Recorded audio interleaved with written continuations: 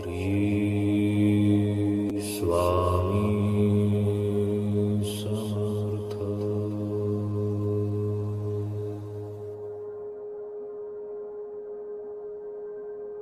श्री स्वामी समर्थ।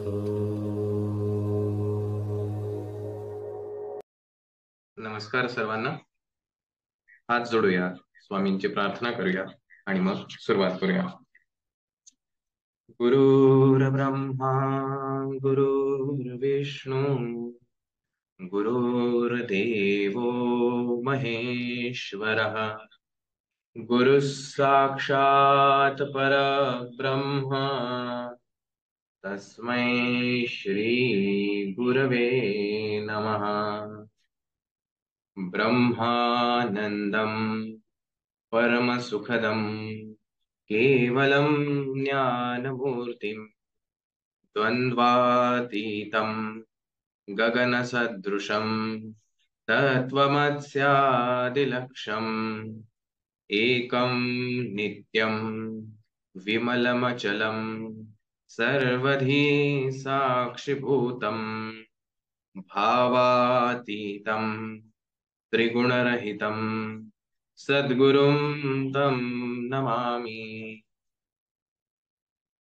अज्ञानतिमिरान्धस्य ज्ञानाञ्जनशलाकया चक्षुरुन्मीलितं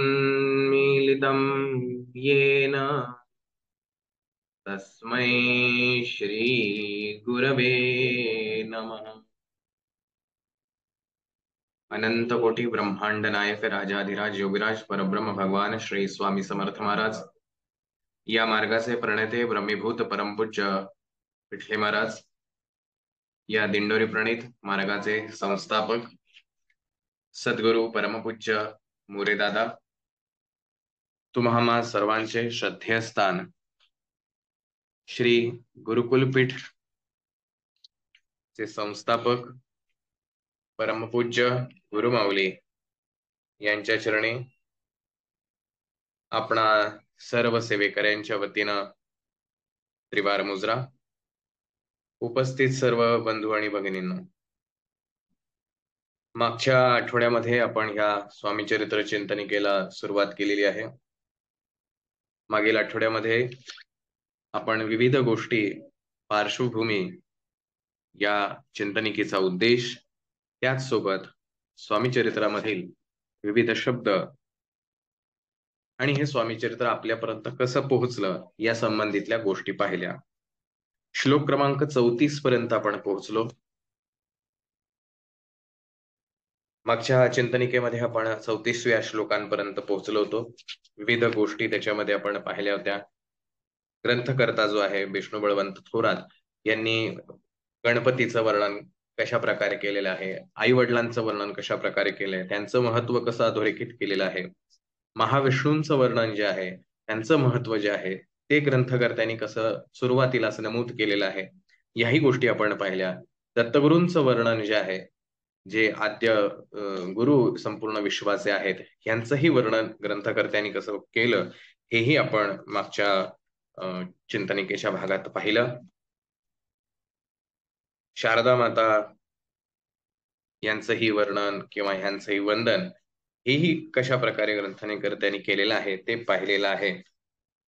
मागच्या म्हणजे कदाचित चिंतनिका बघितल्यानंतर ज्यांनी अगोदरची चिंतनिका सहभागी झालेले आहेत त्यांना असं वाटलं असेल की कदाचित गुरुचरित्राप्रमाणे, श्रीपाद चरित्राप्रमाणे एक एक अध्याय दर चिंतनिकेच्या भागात असेल. परंतु आपल्याला सर्वांनाच माहिती आहे की गुरुमाऊली ही दरवेळेला ही गोष्ट आवर्जून सांगतात. सद्गुरु दादाही सांगायचंय, सद्गुरु पिठले महाराजही सांगायचंय की स्वामी चरित्र हे अगाध ज्ञानाने भरलेली गोष्ट आहे. त्याच्या एक एक ओवीवर, शब्दांवर पीएचडी करावी इतपत त्याच्यात ज्ञान भरलेलं आहे. त्यामुळे ते इतक्या सहज संपेल असं काही नाही. आणि माझ्या बुद्धीला जे काही अवगत होत आहे ते पोहोचवण्याचा प्रयत्न आहे. त्यामुळे जाणीवपूर्वक 34व्या श्लोकापर्यंतच मागच्या वेळेला चिंतनिकेचा भाग घेतला होता, कारण 35व्या श्लोकापासून खूप महत्वाच्या गोष्टी ज्या आहेत ह्या स्वामी चरित्रामध्ये उल्लेख केलेल्या आहेत. याचं कारणही तितकंच महत्वाचं आहे. खरं बघायला गेलं तर स्वामींचं चरित्र लिहायचं आहे, त्यांच्या व्यक्तिमत्वाची ओळख जी आहे ती तिथं लिहायची आहे. अशा वेळेला हा संदर्भ असण्याची आवश्यकता नाही असंही वाटू शकेल, किंवा एक जसं आपण बरेच जणांना असं वाटतं, मध्ये एकाने मलाही विचारलंय असं, की एक श्लोक जे आपण मी दरवेळेला म्हणतो, की कधीही आपण महाराजांविषयी बोलत असताना महाराजांची ओळख करून द्या, असं जर कोणाला केंद्रात सांगण्यात आलं आणि त्याला जर व्यासपीठावर उभं केलं आणि माईक दिला, तर तो सुरुवात अगदीच मग भगवद्गीतेमध्ये भगवंतानी असं वचन लिहिलं होतं तिथपासून सुरुवात करतो आणि मग महाराजांवर येतो. पण त्या वचनाचा आणि महाराजांचा काय संबंध आहे हे मात्र तो सांगत नाही, किंवा त्यालाही माहित नसतं. तर हा जो भाग आहे, तशाच प्रकारे आपण गेले अनेक वर्ष स्वामी चरित्र वाचत आहोत. या स्वामी चरित्राच्या ह्या पहिल्या अध्यायांमध्ये हा संदर्भ का आलाय, असा विचार मला नाही वाटत आजपर्यंत कोणी केला असेल, आणि जर केला असेल तर जाहीर अभिनंदन तुमचं या ठिकाणी व्यक्त करतो. कारण स्वामी चरित्र जर ज्ञानाने भरलेलं आहे असे आपले गुरु वारंवार सांगत आहेत, मग हे स्वामी चरित्र आपण नित्यनियमाने 3-3 अध्याय वाचा असंही आपल्याला गुरु सांगतात. मग ह्या अध्यायांमध्ये किंवा ह्या चरित्रामध्ये असं काय आहे की एवढं ज्ञानाने भरलेलं आहे? ही जिज्ञासा मनामध्ये निर्माण होणं, किंवा ते गुरुवचन माझ्या परीने मला पालन करता येईल का, हा विचार मनात येणं, ही खूप मोठी गोष्ट आहे. आणि त्या अनुषंगाने ह्या 34व्या श्लोकानंतर म्हणजे 35व्या श्लोकापासूनचे पुढचे काही श्लोक अत्यंत महत्वाचे आहेत, आणि ते अगदी श्री स्वामी समर्थ महाराज समजून घेण्यासाठी खूप महत्वाचे आहेत. पण मी आजची सुरुवात ह्या श्लोकांपासून नाही करणार आहे, तर पुढे म्हणजे साधारणतः श्लोक क्रमांक 43 इथून मी आता सुरुवात करतोय, आणि मग ते झाल्यानंतर आपण 35व्या श्लोकावरती येणार आहोत. जे 35 ते 42 हे श्लोक जे आहेत ते थोडेसे राखीव ठेवलेले आहेत, जे आपल्याला शेवटी बघायचे आहेत. श्लोक क्रमांक 43 जो आहे, किंवा ओवी क्रमांक 43 जे आहे, कोठे आणि कोणत्या कोळी, कोण्या जाती तो कोणत्या कोळी, कोण वर्णाश्रम धर्ममुळे कोणासही कळेना, ते स्वामी नामे महासिद्ध, अक्कलकोटी झाले प्रसिद्ध, चमत्कार दाविले नानाविध, भक्त मनोरथ पुरविले. की स्वामी महाराज जे आहेत हे खऱ्या अर्थाने जे प्रसिद्ध पावले, किंवा प्रसिद्ध याचा अर्थ लोकांमध्ये त्यांची माहिती मिळाली, तर ती खऱ्या अर्थाने झाली ती अक्कलकोटामध्ये. त्याच्या अगोदर महाराजांचं कार्य प्रचंड आहे. म्हणजे मुंबई सारख्या मोठ्या शहरामध्ये महाराजांचं वास्तव्य 25 वर्षापेक्षा जास्त होतं. पुण्यासारख्या शहरामध्ये होतं. मराठवाड्यामध्ये प्रचंड कार्य होतं. दक्षिण भारतामध्ये, उत्तर भारतामध्ये, पंजाब, राजस्थान सारख्या प्रांतांमध्ये महाराजांनी प्रचंड कार्य केले आणि अनेक वर्ष कार्य केलेलं आहे. असं नाही की काही महिने राहिलेले आहे. अनेक वर्ष कार्य केलेलं आहे. परंतु महाराज खऱ्या अर्थाने प्रसिद्ध जे झाले ते ह्या अक्कलकोटामध्ये 1856 साली ललिता पंचमीच्या मुहूर्तावरती जेव्हा महाराज प्रवेश करते झाले. तिथून पुढेच जो काही 22 वर्षाचा महाराजांचा सहवास लाभला, तर ह्या 22 वर्षाच्या सहवासामध्ये किंवा 22 वर्षाच्या या कार्यकाळामध्ये महाराज अधिक प्रमाणात प्रसिद्ध झाले. त्यामुळे आता हे 1856 जे स्वामी समर्थ हे नंतर जे त्यांना नाव पडलेलं आहे, तर ही जी काही अवलिया व्यक्ती अक्कलकोटामध्ये आली आहे, ही कोण आहे, कुठं जन्माला आली, कोणाच्या पोटी जन्माला आली, ह्यांचं गाव कुठलं, यांचं जन्म ठिकाण किंवा जन्मवेळ, जन्मतारीख, ह्या कुठल्याच गोष्टींची कोणालाच माहिती नाही. कारण महाराजांचा देह, महाराजांचं व्यक्तिमत्व पाहिल्यानंतर त्यांना हा कोणी प्रश्न विचारावा एवढी कोणाची हिंमतच व्हायची नाही. त्यामुळे महाराजांचे चमत्कार पाहत असताना किंवा महाराजांचा अधिकार पाहत असताना, त्यांच्या एक एक अनुभूती पाहत असताना, त्या प्रत्यक्ष अनुभवत असताना, हे प्रश्न महाराजांना कोणी विचारावे अशी फार क्वचित हिंमत झाली आहे. आणि ज्या ज्या वेळेला महाराजांना विचारलं, महाराज तुम्ही कोण, कुठून आला, कारण शेवटी आपल्याहीकडे एखादा व्यक्ती आला तर सुरुवातीला त्याचं स्वागत होतं, सगळं होतं, पण थोड्या दिवसानंतर का होईना ओळख परिचय जी आहे ती फार महत्वाची असते.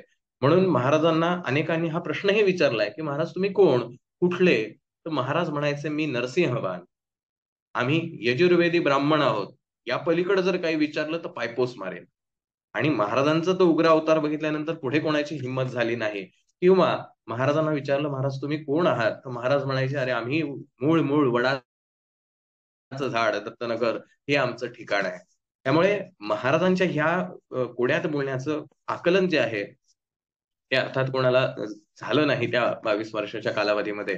त्याच्यामुळे ग्रंथकर्ता असं म्हणतो, कारण मागील भागात आपण पाहिलं होतं की महाराजांचं महानिर्वाण झाल्यानंतर किंवा त्यांची समाधी झाल्यानंतर स्वामीचरित्र लिहिण्यात आलेले 20 वर्षानंतर साधारणतः. त्याच्यामुळे हा प्रश्न जो आहे हा अनुत्तरित होता की महाराज कोण आहेत, कुठे जन्माला आलेत, कोणत्या जातीत जन्माला आलेत. हा जो सगळा भाग आहे हा अनुत्तरित आहे. त्यामुळे तो कोणालाच माहिती नाही की महाराज कुठे जन्माला आलेत, कधी जन्माला आलेत, कोणाच्या पोटी जन्माला आलेत. या कुठल्याही प्रश्नांचं काहीही मूळ जे आहे ते काही कोणाला समजत नाही. ते स्वामी नामे महासिद्ध, अक्कल कोटी झाले प्रसिद्ध, चमत्कार दाविले नानाविध भक्त मनोरथे पुरविले. की स्वामी समर्थ या नावाने ते अक्कलकोटामध्ये प्रसिद्ध झालेले आहेत. पण त्या अगोदर ज्या ज्या वेगवेगळ्या ठिकाणी होते त्या वेगवेगळ्या ठिकाणी महाराजांना त्या लोकांनी वेगवेगळी नावं दिलेली आहेत. कडक बाबा हे गुरुमाऊलीत आपल्याला अनेकदा सांगतात. प्रत्येक ठिकाणच्या लोकांनी त्यांना वेगवेगळं नाव दिलं, पण स्वामी समर्थ या नावाने जर ते कुठे प्रसिद्ध झाले असतील किंवा हे नामकरण जर त्यांचं कुठे झालं असेल तर ते अक्कलकोटामध्ये आल्यानंतर हे त्यांचं नामकरण तिथल्या भक्तांच्या. तर ही म्हणजे साक्षात परमेश्वर आहे, याला काय नाव द्यायचं.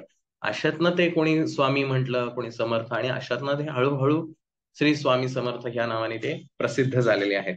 त्यामुळे अक्कलकोट म्हणजेच फक्त महाराजांचं कार्यक्षेत्र नाहीये, महाराजांचं कार्यक्षेत्र प्रचंड मोठं आहे.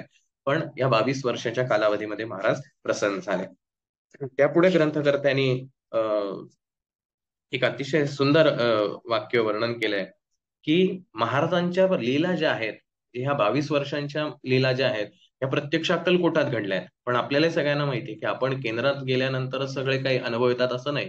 आपला एखादा नातेवाईक असतो जो परगावी असतो, परराज्यात असतो, त्याच्या आयुष्यात काहीतरी अडचण येते, आपण त्याला काहीतरी सेवा सांगतो केंद्रातनं घेऊन, आणि तो ती सेवा करतो आणि त्याचंही काम होतं. म्हणजे असा प्रत्यक्ष ज्याचं अक्कलकोटामध्ये वास्तव्य नाही त्यालाही आलेले अनुभव असतात. तर असे ह्या 22 वर्षामध्ये अनेक महाराजांचे अनुभव जे आहेत ते लोकांना आले. आणि हे सगळे अनुभव जर वर्णन करायचे म्हणले किंवा लिहायचे म्हणले तर एखादा मोठं महाकाव्य किंवा त्याही पेक्षा मोठं काहीतरी तयार होईल. म्हणून ग्रंथकर्ता इथे फार सुंदर वर्णन ह्या गोष्टींचं करतो की ह्या सगळ्या लीलांमधून या महोदधीतून पाही अमोल मुक्ताफळे घेतली काही, द्यावयामान सॉरी द्यावयामान सुज्ञाही अवमान काही ना करावा. की महाराजांचं हे चरित्र हे इतकं प्रचंड आहे, त्यातलं मी काही निवडक घेतलंय. म्हणजे एखादा प्रश्न विचारू शकतो की महाराजांचं 22 वर्षाच्या इतिहासामधली तुम्ही एवढीच पात्र का घेतली, दुसरी का पात्र घेतली नाही, हीच घटना का घेतली, दुसरी घटना ह्याच्यामध्ये का समाविष्ट केली नाही. म्हणून त्यांनी ग्रंथकर्त्यांनी इथं विनम्रतेने हे कबूल केलेलं आहे की महाराजांचं हे चरित्र हे प्रचंड महासागरापेक्षा मोठं आहे. त्यातलं मी निवडक जे मला योग्य वाटलं ते मी घेतलेलं आहे. तर तुम्ही याचा मान ठेवावा अशी मी श्रोत्यांना किंवा वाचकांना विनंती करतो, असं ग्रंथकर्ता या ठिकाणी म्हणतो. एक याच अनुषंगाने घेतलं वाक्य जे आहे 46वी ओवी अत्यंत महत्वाचे. तुमचे चरित्र महासागर, पावेन कैसा पैल तीर, परी आत्मसार्थक करावया साचार, मीन तेथे झालो. की महाराज हे तुमचं चरित्र जे आहे ते महासागरासारखं अथांग आहे की ज्याच्या एका किनाऱ्यावरती उभा राहिलं तो मला दुसरा किनारा दिसूच शकत नाही. कधी कधी असंही वाटतं अज्ञानापोटी, त्यावेळेला आपण लहान असतो, आपल्याला त्या गोष्टींमधलं माहिती नसतं की अरे समुद्राचं दुसरं टोकच नसेल, असंही वाटतं बऱ्याच वेळेला. कारण ते इतकं अथांग असतं की त्याचं थांग लागणं शक्यच नाही. आणि म्हणून महाराज तुमचं हे चरित्र जणू काही महासागरासारखं आहे, आणि मी ह्या किनाऱ्यापासून त्या किनाऱ्यापर्यंत म्हणजे सुरुवात केली आहे तुमचं चरित्र लिहिला, पण त्याचा शेवट होईल का नाही याचं मला थांगच लागत नाही. त्यामुळे हा जो पहिलं तीर आहे, पलीकडचा जो तीर आहे, या तीराला मी पोहोचेल की नाही मला माहित नाही. पावे ना कैसा पहिलं तीर, ते कसं साधेल मला हे माहित नाही. म्हणून पण मी काय करतोय परी, पण आत्मसार्थक करावया साचार, मी न तेथे झालो. मी काय केलेलं आहे तर मी एक मासा बनून त्या महासागरामध्ये म्हणजे ह्या महाराजांच्या लीलेमध्ये मी असा काही डुंबून गेलेलो आहे की ह्याच्यामध्ये मी त्या सागराचा थांग लागण्याचा विचारच सोडून दिला. आणि आता त्या सागराच्या पाण्यामध्ये मी स्वतः उडी मारलेली आणि मस्त विहार करून त्या गोष्टीचा आनंद घेण्याचा प्रयत्न करतोय. ही गोष्ट आपल्या आयुष्यात जमणं फार गरजेचं आहे. स्वामी चरित्र वाचन करत असताना मला 100 पारायण करायचे आहेत, मला 11 पारायण करायचे, मला 24 काय जे असतील ती पारायण करायची आहेत. त्यावेळेला आपल्या समोर उद्देश एक असतो, की मला एवढी पारायणं माझी झाली पाहिजेत. एवढ्या दिवसात झाली पाहिजेत. मग मी जेव्हा स्वामीचरित्र वाचायला बसतो, मी घड्याळ लावून बसतो. किती वाजता आहे? अरे 12 वाजता बसलोय मी. आणि कोणतरी अरे तुझं किती वेळ चालणार आहे रे? 12 वाजता बसलोय, साधारण 1 पाऊण पर्यंत माझं होऊन जाईल. 45 मिनिटात माझं होतं. फार फार 1 तासात होतं, 1.5 तासात होतं, जे काही वेळ लागत असेल तो. आणि समोरच्याला आपण तशी वेळ देतो, की इतक्या वाजता मला संपेल, मग आपण काय असेल ते काम करूया. ठीक आहे, हरकत नाही. आता एकदा ठरलंय ना, 40 मिनिटं आपल्याला लागणार आहेत किंवा 1 तास आपल्याला लागणार आहे. आता तो 1 तास जेव्हा मला ते स्वामीचरित्र वाचायचं आहे, मी तो मासा बनून त्या चरित्रामध्ये जाऊ शकतो का? का मी फक्त पानं उलटोय, पानं उलटत चाललोय आणि ते कधी एकदा संपतंय. ते घड्याळाच्या काट्यांचा जो पैलतीर आहे, तो कधी एकदा साधला जातोय, एवढाच विचार करतोय. आणि म्हणून आपल्याला स्वामीचरित्र केल्याचं समाधान लाभतं. माझं स्वामीचरित्राचं पारायण पूर्ण झालेलं आहे. मी इतकी पारायणं केली, त्याचे अनुभव सुद्धा येतात. तेव्हा त्याच्यामध्ये दुमत नाही. पण शेवटी महाराज हे कृपाळू आहेत. महाराज हे कृपाळू आहेत. महाराज अनुभवही देतात. पण ते मासा बनून पाण्यामध्ये विहार करण्याचा जो आनंद आहे, तो काही मला मिळत नाही. म्हणजे त्या स्वामी चरित्राचा अनुभव घेण्याचा जो आनंद आहे, अनुभव म्हणजे चमत्कार नाही किंवा आपल्या आयुष्यातले प्रश्न सुटणं नाही. स्वामींशी एकरूप झाल्याचा जो आनंद आहे, तो मला घेता येत नाही. कारण मी काठ शोधण्याचा प्रयत्न करतोय. मला पहिलं तीर साधायचंय म्हणून मी प्रयत्न करतोय. इथे ग्रंथकर्त्यांनी ऑलरेडी कबूल केलेलं आहे, की हे स्वामींचं चरित्र म्हणजे महासागर आहे. याचा काठ लागणंच अशक्य आहे. म्हणून काय करावं, तर मासा बनून त्याचा आनंद घेण्याचा प्रयत्न. माशाला चिंता असते का हो? ते किनाऱ्यावर काय चालू असेल, किती लाटा येऊन गेल्या, किती नाही आल्या, भरती आली का ओहोटी आली. नाही, तो मस्त आनंद घेत असतो. त्याचं जे काही जीवन जगण्याच्या गोष्टी आहेत, तेवढ्या तो करत असतो. आपण स्वामीचरित्र वाचन करत असताना अशा प्रकारे आपल्याला आनंद घेता येईल का? किंवा असं आनंद घेऊन ते स्वामीचरित्र वाचता येईल का? तुम्ही किती मिनिटात वाचता हा ठीक आहे, तो विषय आपण सोडून देऊया. पण जेवढ्या मिनिटात वाचणार आहे, तेवढी मिनिटं आपण महाराजांशी एकरूप होऊन, तो मासा बनून आपल्याला त्या चरित्राचा आनंद घेता आला, तर किती छान ते स्वामीचरित्र वाटेल. कदाचित ती 40 मिनिटं, 45 मिनिटं जी काही तुमची लागत असतील, असं वाटेल ती संपूच नयेत. आणि असं ज्यावेळेला वाटायला लागेल, वेळ लागणार तेवढंच लागणार आहे. तुम्हाला 40 मिनिटं लागतायत, 40च मिनिटं लागतील. पण ती 40 मिनिटं अशी वाटायला लागतील, की यापेक्षा आनंद जगात काहीच असू शकत नाही. कारण मी आता ह्याच्यामध्ये ते स्वामी चरित्रामधल्या एक-एक ज्या कथा चालू आहेत, त्या कथेमध्ये, त्या शब्दांमध्ये अगदी आत डुंबून गेलोय, आतमध्ये विहार करतोय त्याच्यामध्ये. त्या जणू काही मी ते आत्ता ती घटना चालू आहे आणि माझ्यासमोर मी ती प्रत्यक्ष पाहतोय. जसं आपण एखादा पिक्चर पाहतो, पिक्चर पाहताना किंवा सीरियल पाहत असताना, टीव्ही पाहत असताना, त्या घटनेमध्ये इतके समाविष्ट होतो, की त्या समोर असलेली जी काही चित्र चालू आहेत, तिथं जर हसण्याचा सीन आला तर आपण हसायला लागतो. तिथं रडण्याचं सीन आलं तर आपल्याही डोळ्यात पाणी येतं. तिथे गंभीर काहीतरी झालं तर आपल्यालाही गंभीर वाटायला लागतं. कारण आपण त्या गोष्टीमध्ये एकरूप झालेलो असतो. तसं आपल्याला त्या स्वामीचरित्र वाचन करत असताना 21वा अध्याय ज्यावेळेला आपण वाचतोय, आपल्या डोळ्यात येतं का हो पाणी? बरं तुम्ही म्हणाल नाही पहिल्यांदा आलं होतं मग नंतर म्हणजे पहिल्यांदा मी रममाण होतो त्या चरित्रात. नंतर मला युज्ड टू झालं. मला ते आता सहज वाटायला लागलं. मग ज्यावेळेला तो बाळाप्पांचा सीन येतो, अरे बाळाप्पांना त्या वेदना होत असतील, बाळाप्पांना हे असं केलं, बाळाप्पा कशाप्रकारे छान सेवा करतायत. अशामध्ये मी गुंतून जातोय का? नाही जात आहे. मी शब्दांमध्ये गुंततोय आणि शब्द एक-एक माझी पानं पलटत चालली आहेत. म्हणून हे मी न होऊन जगता यायला पाहिजे. हा मासा बनून या स्वामी चरित्राच्या महासागरामध्ये आपल्याला विहार करता यायला पाहिजे. पुढे ग्रंथकर्ता आणखीन याचं वर्णन करतोय आणि शेवटी रूपकं जी दिली जातात, त्या रूपकाच्या माध्यमातून हे जे व्यक्तिमत्व आहे, हे किती भव्य आहे किंवा किती अद्वितीय आहे, हे वर्णन करण्याचा प्रयत्न ग्रंथकर्ता करतोय. किंवा अफाट गगनासमान, अगाध आपले महिमान, अल्पमती मी अज्ञान, आक्रमण केवी करू. की हे आकाश जे आहे, हे आकाश अनंत आहे. याचं सुरुवात कुठे आणि शेवट कुठे कसं शोधायचं? असंच तुमचं चरित्र आहे. तुमचा महिमा जो आहे तो असाच इतका आकाश आहे, इतका अनंत आहे. मी अज्ञानी बालक जे आहे, मी काय त्याच्यावर वर्णन करणं किंवा मी काय त्याचं गुणगान करणार आहे? मी अल्पज्ञ आहे. आणखीन वर्णन करताना असं म्हणतोय, की पिपीलिका म्हणे गिरिसी, उचलून घालिनी काखेसी किंवा खद्योत सूर्यासी, लोपविन म्हणे स्वतेजे. की एक पिपिलिका म्हणजे मुंगी जी आहे, ही मुंगी असं म्हणते की मी डोंगराला उचलून फेकून देईन किंवा डोंगराला उचलून मी माझ्या काखेमध्ये घेऊन निघून जाईल. म्हणजे आपणही हसू, काय बोलतेस तू, म्हणजे ठीक आहे कॉन्फिडन्स असं, पण ओव्हर कॉन्फिडन्स. तसंच झालंय की स्वामी तुमचं चरित्र इतकं महान आहे. मी काय म्हणजे कुठल्या शब्दात मांडायचा हाच मला प्रश्न आहे. पण तसंच माझं काहीतरी झालंय की मी मुंगी आणि मी म्हणतो हा मी स्वामींचं चरित्र लिहितो किंवा मी स्वामी चरित्र शब्दांकित करतो म्हणून. तशी माझी अवस्था झालेली आहे असं ग्रंथकर्ता या ठिकाणी आपलं वर्णन करतोय किंवा त्याची कबुली सुद्धा देतोय की माझं अल्पज्ञ आहे मी, म्हणून मी एक बालक आहे असं समजून हे भगवंता तू माझ्यावरती कृपा करावी. आता एक ते पुढचं वाक्य आहे तेही फार महत्वाचं आहे. करता आणि करविता तूची एक स्वामीनाथा, माझ्या ठाई वार्ता मी पणाची नसेची. आता ह्याच्यामध्ये दोन बिरुद वापरलेली आहेत. खरं तर ह्याच्यावरती एक स्वतंत्र सेशन घेणं आवश्यक आहे, कारण हे ज्ञानाशी संबंधित आहे. परंतु त्याचा पाया पण तसाच असला तरच ती गोष्ट समजणं फार सोपं आहे.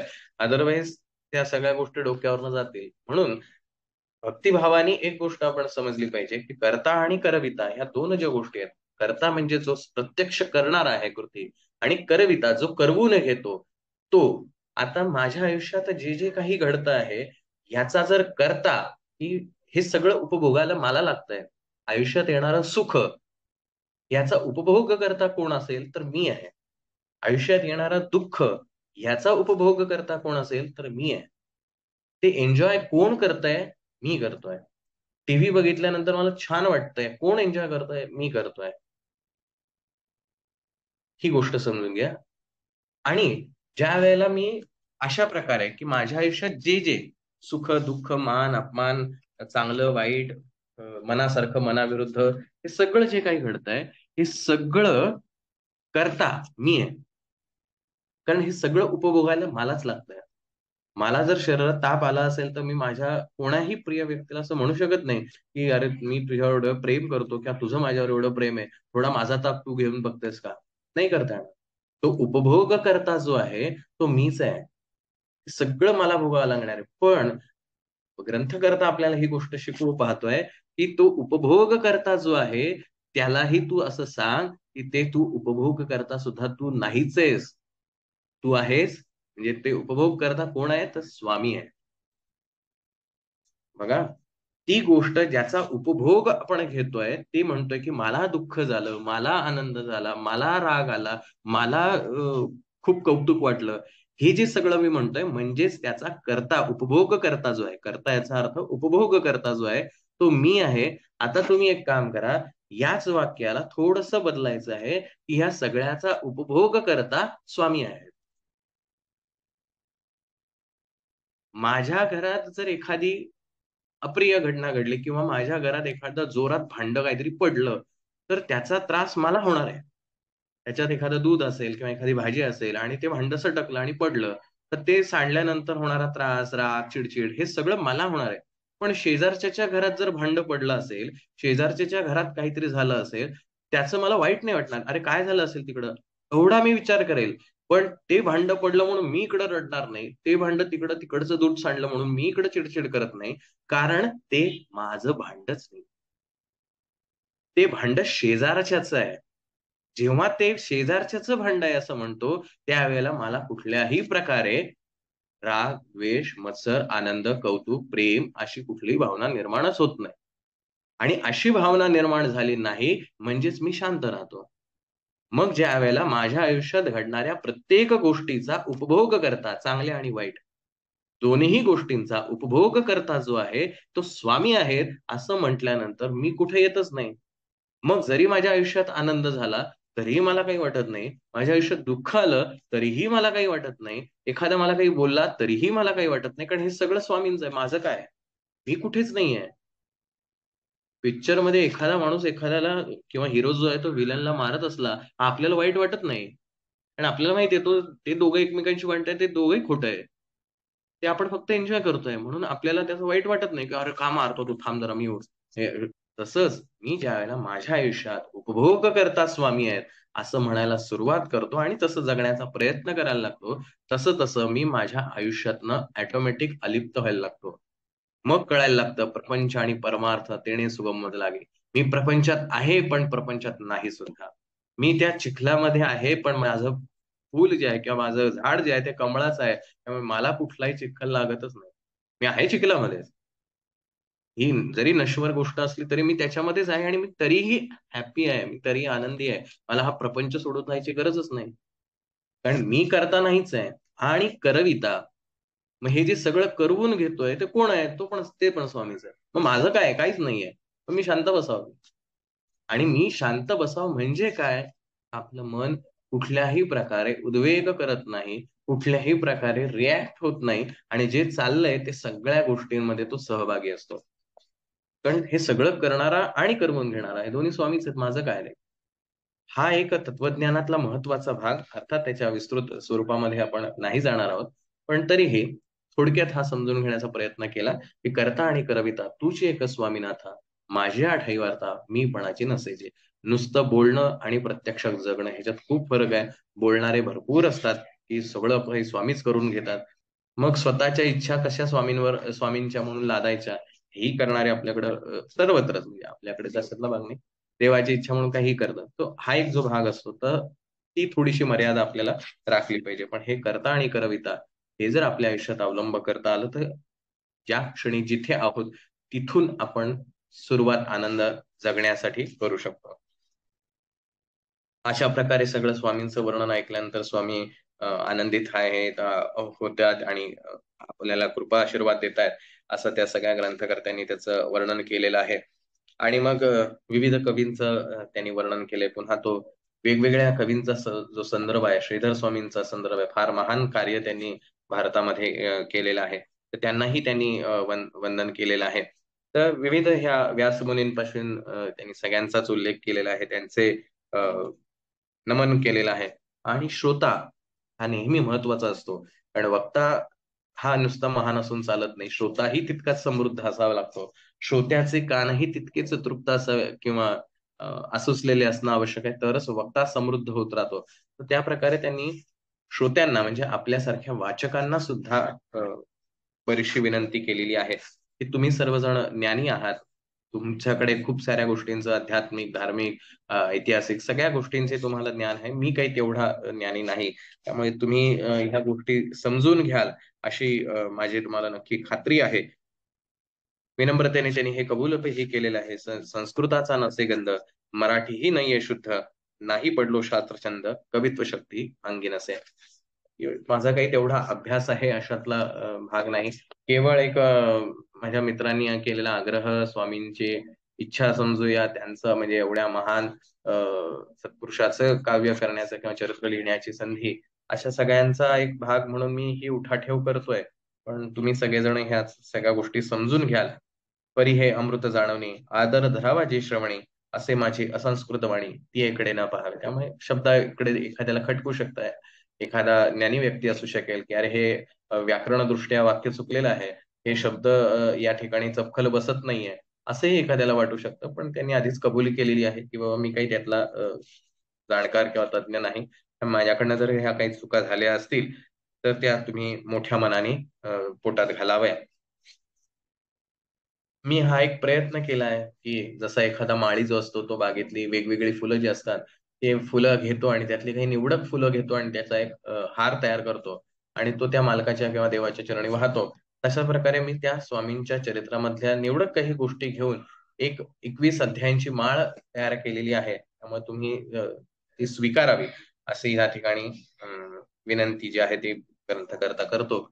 आता असोत हे बोल, पुढे कथा बहु अमोल, वदविता स्वामी दयाळ, निमित्त मात्र विष्णू कवी. आता ह्यापुढे पुढचे अध्यायांपासून ज्या काही कथा सुरू होणार आहे, स्वामींचं चरित्र सुरू होणार आहे, तर त्या चरित्र जे आहे ते अत्यंत पण अशा प्रकारे ग्रंथकर्त्यांनी हा पहिल्या अध्यायाचा शेवट केलाय. हे साधारणतः जर पाहिलं तर 21 अध्यायांच्या महाराजांच्या चरित्रामधला पहिला अध्याय तर हा मंगलाचरणांचा आणि वर्णनाचा आहे. आणि 21वा अध्याय जो आहे, तो पुनश्च एकदा महाराजांच्या निजगमनाचा आहे आणि त्यानंतर अवतरणिका आहे. म्हणजे राहिले फक्त 19च अध्याय. त्या 19 अध्यायांमध्येच खरं तर महाराजांचं हे चरित्र मांडलेलं आहे. पण असं आपल्याला सामान्य दृष्टीनं वाटतं. महाराज समजून घ्यायचे असतील, महाराजांच्या मागची पार्श्वभूमी पण समजून घेणं गरजेचं आहे. आणि ती पार्श्वभूमी जी आहे ती आता आपल्याला थोड्याशा विस्तृत स्वरूपात लक्षात घ्यायची आहे. कान देऊन ऐका, कदाचित अंगावर रोमांच उठतील. आपण आजपर्यंत काय करत आलो या चुका ज्या आहेत याही कदाचित खलू शकतात मनामध्ये. आणि खरंच आपण स्वतःला स्वामींचे सेवेकरी म्हणवतोय, पण स्वामींना अपेक्षित कार्य करतोय का? आणि ज्या दिंडोरी प्रणित मार्गामधून आजवर सेवा करत आलो, त्या दिंडोरी प्रणित मार्गाची स्थापना, त्याची कार्यपद्धती ब्रह्मीभूत परमपूज्य पिठले महाराज, ब्रह्मीभूत परमपूज्य मोरेदादा आणि परमपूज्य गुरुमाऊलींनी जी केली, काय त्या मागचं गणित आहे आणि किती महान कार्य.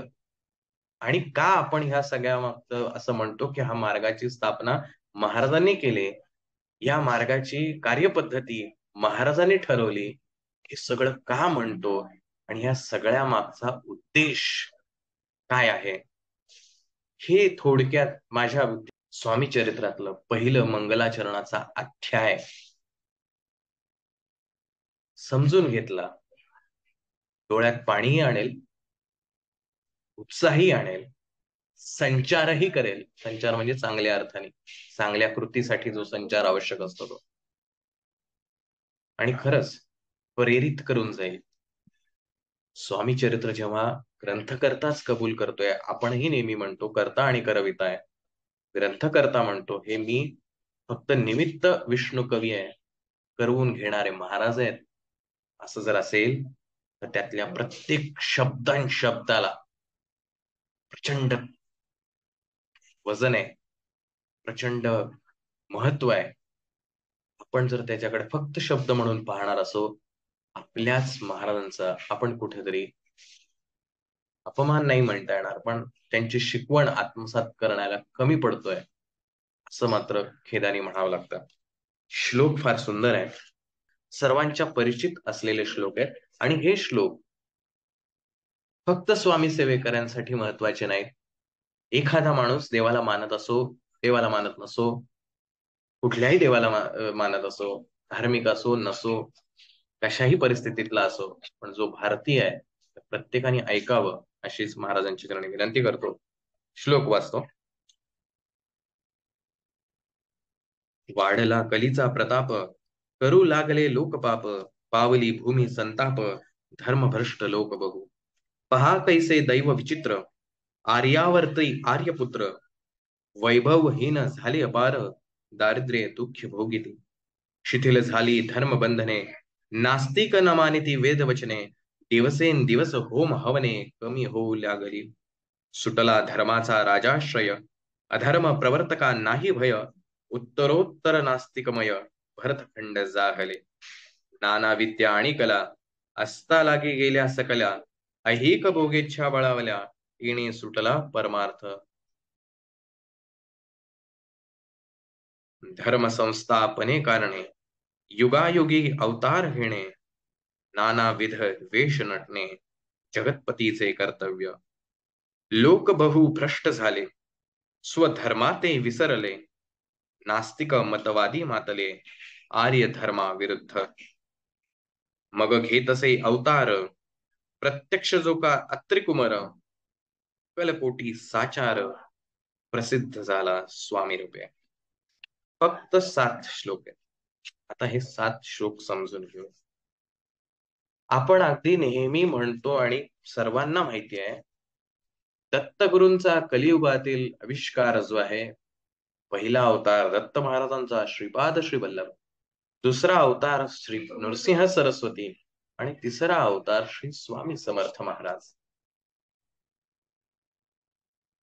दत्तगुरु ह्या विश्वाचे चालक मालक पालक संचालक विश्वगुरु आहेत, जगद्गुरु आहेत. पहिल्यांदा श्रीपाद श्री वल्लभ, मग श्री नरसिंह सरस्वती, आणि मग श्री स्वामी समर्थ.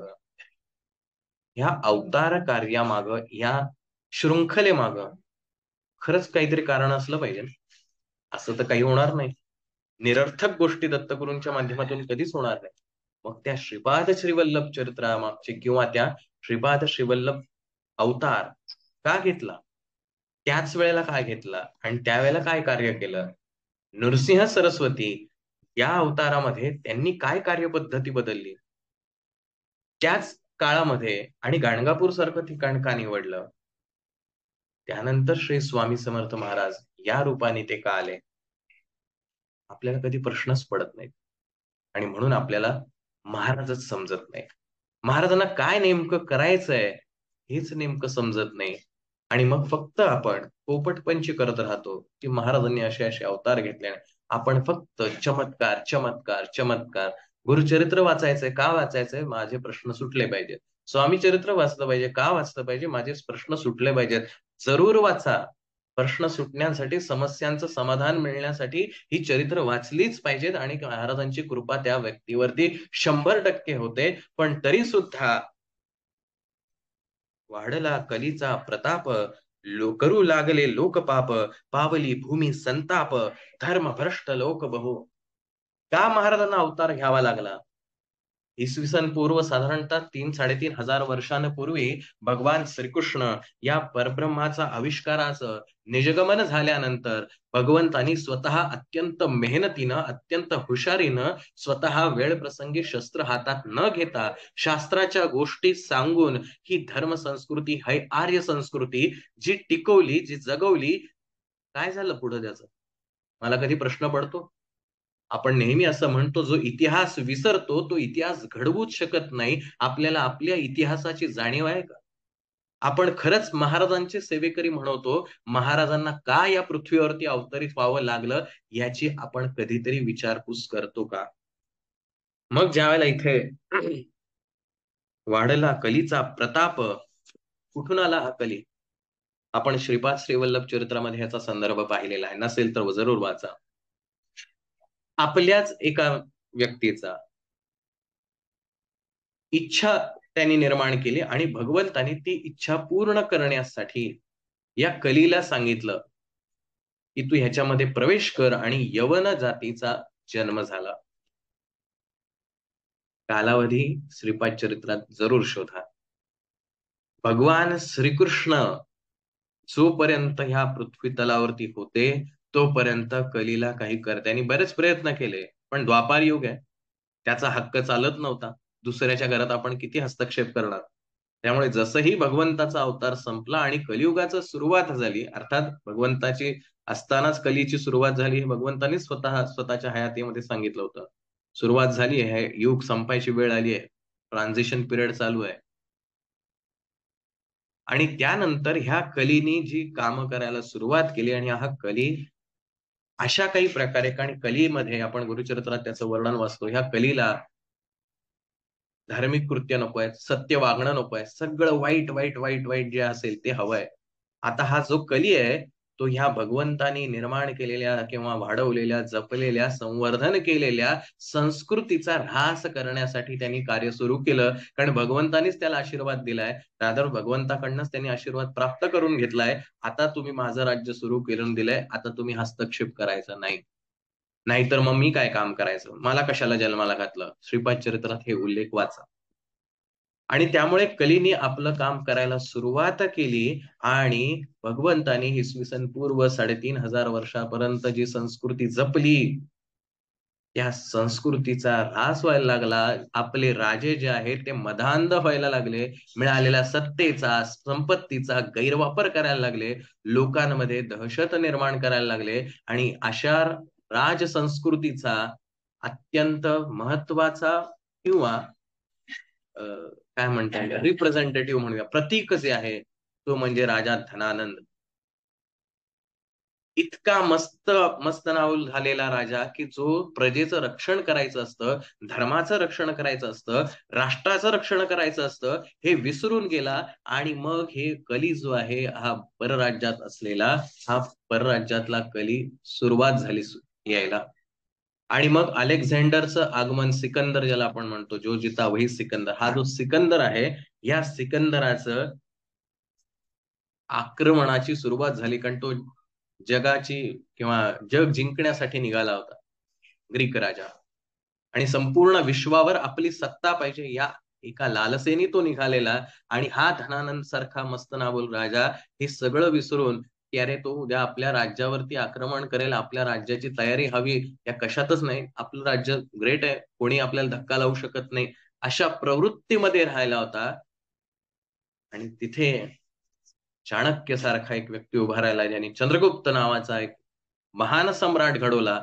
आणि हा चंद्रगुप्त मौर्याच्या माध्यमातून इसवी सन पूर्व 326च्या कालावधीमध्ये या अलेक्झांडरला भारतामध्ये प्रवेश करून दिला नाही.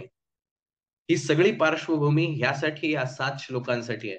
महाराज का अवतरित झालेत, 1149 साली का आलेत महाराज, श्रीपाद श्री वल्लभ नरसिंह सरस्वती श्री स्वामी समर्थ या क्रमाक्रमाने काय आले आणि का तसं काम केलं, ह्या 7 श्लोकांमध्ये आणि थोडक्यात हे सांगण्याचा प्रयत्न करतोय.